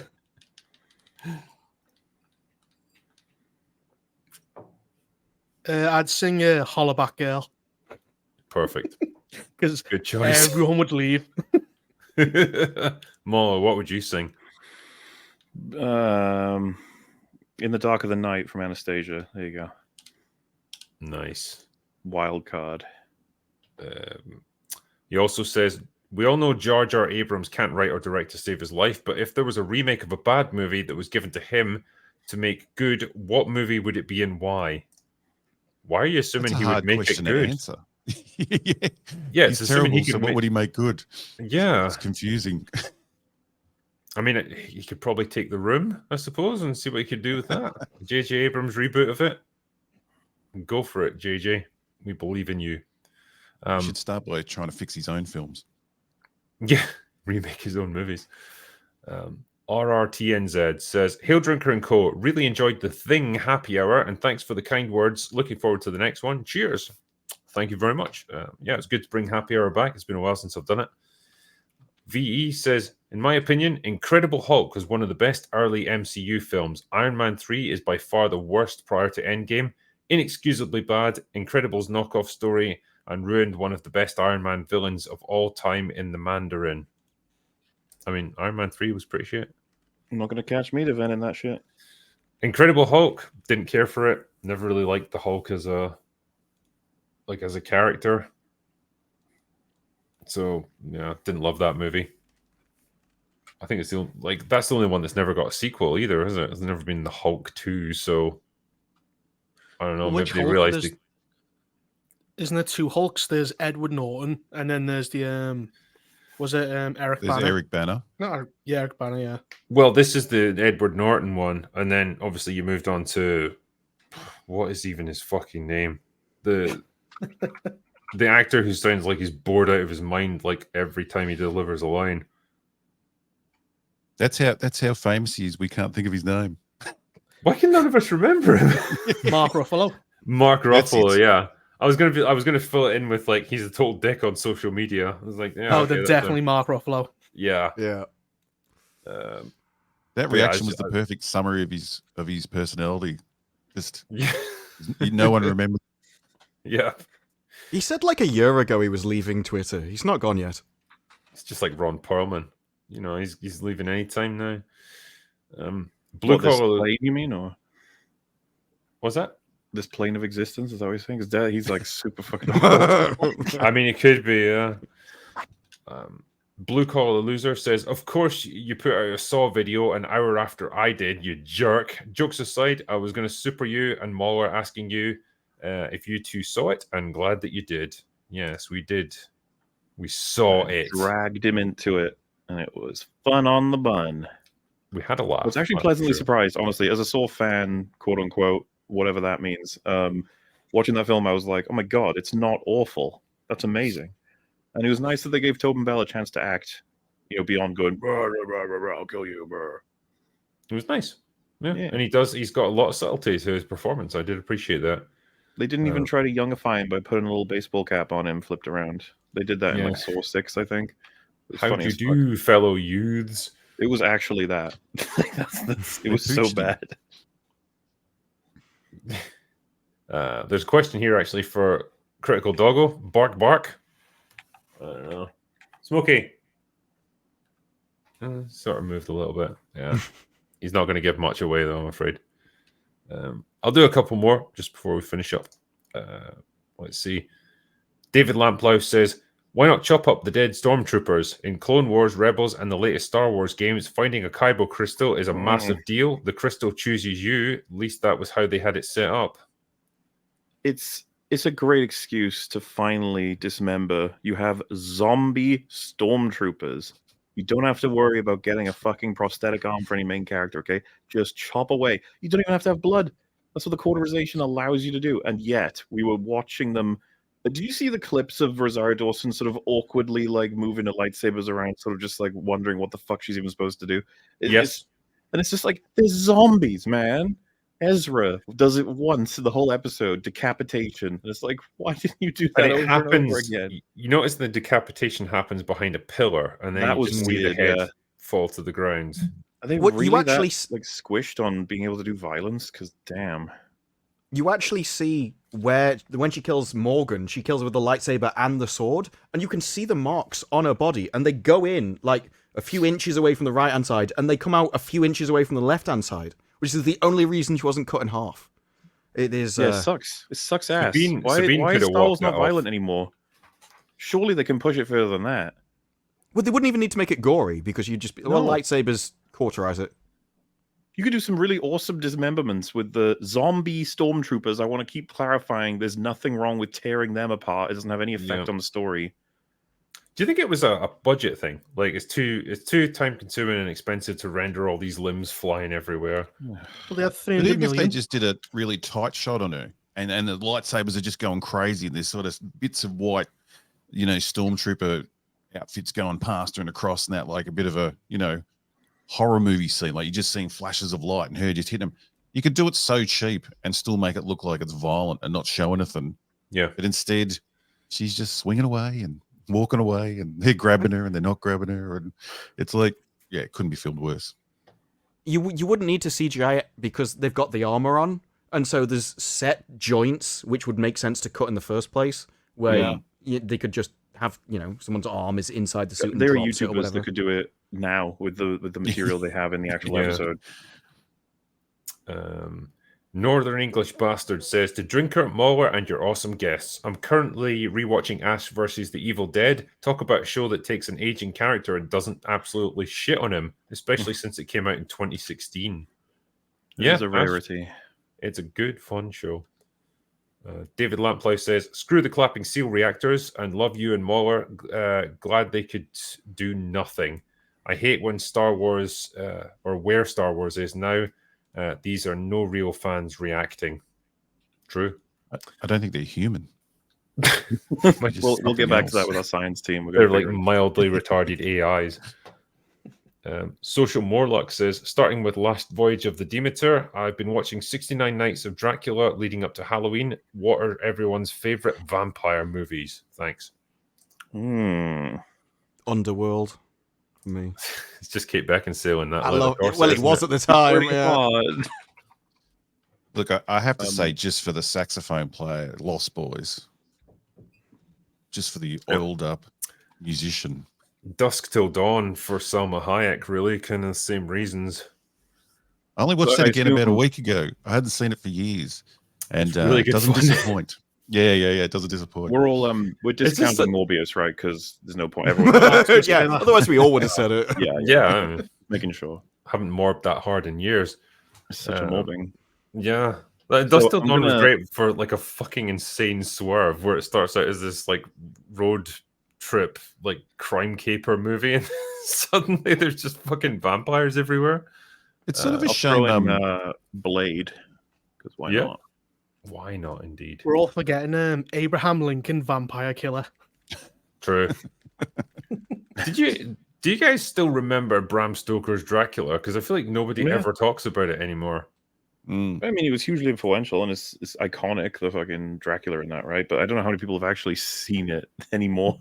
What a cast as well. Isn't it like Anthony Hopkins and Keanu Reeves and Gary Oldman? Winona Ryder. It's a crazy film because you have Gary Oldman, who's unbelievably just chewing on scenery, just going berserk, nutcase in that acting film, his ass off. And then Keanu Reeves walks in with this shocking accent, and it just like messes with your head. It's like such extremes, and and then there's sort of it's sexy, and then there's nude people, and then it's sort of silly, and it's such a trip, that film. It is a bit of a crazy one. Speaking of accents, have you guys seen the trailer for Beekeeper or The Beekeeper? No. Jason Statham's in it, action movie. Everyone's like super into it and stuff, but I think he's doing an American accent. And I was like, why would you ever have Jason Statham do an American accent? He tried to do an American accent in the first Transporter movie. It was a kind of mid-Atlantic accent, and then he just fucking gave up, and he's like, "Nah, I'll just go back to it's probably for the best." Yeah, just do what I normally do. Just play Jason Statham. The Cockney sort of thing's the best part. Yeah, like why would you try and push that down? With vampire movies, you've also got Embrace of the Vampire with Alyssa Milano and Martin Kemp from EastEnders. It's like one of the strangest combinations in a movie you could possibly get. Martin Kemp. All right. I've got to give an honorable mention to Van Helsing as well. I've got such a fondness for that movie. Incredible film. Is that the Hugh Jackman one? Yeah. Yes. The automatic crossbow. That shit is brilliant. Oh, yeah. That's some good stuff. And they have that huge payoff where he dips it in holy water, and you're like, oh, yeah. Here we go. Luke's television review says, I posted a video with all of the plot relevant parts, all 8 episodes. It was less than 3 minutes long. This is for Ahsoka. Yeah, how it goes. I think you could probably do that, yeah. Also from Blue Collar Loser, you're all pros. How do you deal with loving something that others don't? I love The Creator, but people are crapping all over it. MauLer said people think Tremors is okay, but we all know how great it is. Wait, what? I said people think. Oh, what I was saying is I wish it was cited more as being a great film instead of like a good one. Yeah, that's what I said. But in a general sense, with this question, it's like, okay, there might be things that you love, but you know, most people don't like them, or they don't get much recognition or whatever. And he's just asking, like, how do you deal with that? I mean, you just think everyone else is wrong. Yeah. You call everyone racist. Sit there all smug with your brandy, just like, peasants. This goes well beyond the film. If only they knew. You will disagree with people constantly every day, all day, then that's fine. You know, favorite foods, favorite places to go, favorite time of year, favorite temperature. You know what I mean? Like it's everywhere. It's all the time. It's fine. People start forgetting that taste is also involved. Like people have different taste in films. So something can be good and bad, but there's also taste. You mightn't like a certain type of music or something. So, you know, there's not a correct answer. Unless you're talking about Ahsoka, then there is a correct answer. Yeah. But I think part of like when we review things, it's like, well, okay, we try and break down the reasons why we liked it or didn't like it. And then you can get to the point of like, well, if you can prove like this plot makes no sense because there's all these different elements that contradict each other, and like, well, you've essentially proven that it's badly written, in which case it's not a good show or a good or a good movie or whatever. But yeah, there's certainly going to be things that personal taste just comes into it. Like you say, there might be things that are objectively good, like from a writing point of view, but maybe you just don't like them. They just don't grab you in a personal sense, which is totally fine. And the same can be true in reverse as well. It's okay to enjoy things that aren't necessarily that great. Doesn't part of the like that. Communication angle is just that we can try and understand each other's point of view. If we all came in here saying different things about Ahsoka, like, oh, it's great, it's okay, it's bad, it's awful, it's fine. Be like, all right, everyone, let's have a chat and figure out what did we see that the others didn't, or vice versa. In this case, we all seem to agree that Ahsoka is a piece of piss, so we don't have to worry about that. But you know, it happens with things all the time. I think Andor is probably one of the better examples of that, with totally different reactions across the board from a lot of different people. And it's fun to talk about it and stuff. And then you don't then go like, well, that's it, I'm not talking to you again. Like, well, yeah, that's like I guess where some of the Star Wars fandom went in the TLJ days, where it's like, oh, you didn't like this movie, clearly you're my enemy now, and I have to hate you. But yeah, it's just more of an intellectual puzzle, I guess, to unravel. It's like, okay, why did this person feel this way? Like, how did they see it that I didn't, or did they spot things that I missed, or whatever? So yeah, it's fun. Like when you're adults, you can disagree on things and not hate each other. It's fine. The strangest thing for me has actually been it's the other way around, because I've never really met anyone who's like, you like this, therefore I can't speak to you. It's like, if you like it, just whatever, you know, I don't see why you like it, but that's fine. But you do get it the other way around, where people are like, why are you criticizing this thing? You're spoiling my enjoyment of it. Why can't you just let me like it? I'm like, if anything, that just proves that you're correct, because I've shown you something that you hadn't noticed, and now you're like, that's ruined the entire thing for me. I'd never even paid that much attention to it before, but now you've ruined my enjoyment. That's one of my favorites. Why won't you let people enjoy things? It's like, I'm not doing that. I didn't do anything. Do whatever you like. In the same vein, it's like my favorite stuff of all time. It doesn't matter what a bunch of people are going to say. It's not going to stop that from happening. It's not how it works. Like, you know, like I can imagine loving something and someone has a go at it, that it would affect me in any way whatsoever. Might be interesting to hear what they've got to say, but like, guys, don't you know? Person you like doesn't like thing you like. You're like, that's fine. Yeah. I think for a lot of them, it's just like world. For a lot of people, especially now, like the idea of someone disagreeing with them or having a different perspective on a piece of media that they like, it's almost like more than they can handle, because in their mind, like if they like something, then it must be fundamentally good. And so if anyone else criticizes it, they must be wrong, of course. And so you can't reconcile those two things, where it doesn't enter into their heads that like you can just have different perspectives on the same thing and both of them are fine. Somehow their personalities attached to the thing, you know, like you criticize anything Star Wars, they react like they made the show. Yeah. You know, they're that offended. Like, you know, if the people making it got that offended, I'd understand for some of the things we say. But the fans get the same amount of offense. Like it's a personal attack on them, and it's nothing to do with them. It's interesting how much they attach themselves to these things. Is it just like they've not got a whole lot going on in their real lives, and so this I believe has to be the core of their identity now? I also think the studios play into it. Like if you look at Blue Beetle, they're like, this movie is made for you, and so I can understand them going, well, you're attacking something that's made for me, so therefore you're attacking me. Like this is my culture or whatever. So it seems like an attack on their identity. And when they're coming out saying that you're racist if you don't like Reva before we've even seen her, it's the exact same thing. You know, get attached to this character if you're on her side. I think I'll probably finish up with the super chats there.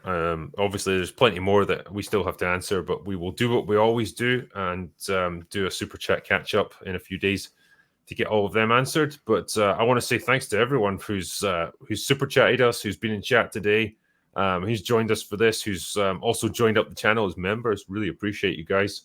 And thanks to the mods for keeping everything ticking over in chat. And most of all, thanks to my awesome guests that have come on tonight. Appreciate you guys for joining us. And Reaper, Disparu, and Robot Head.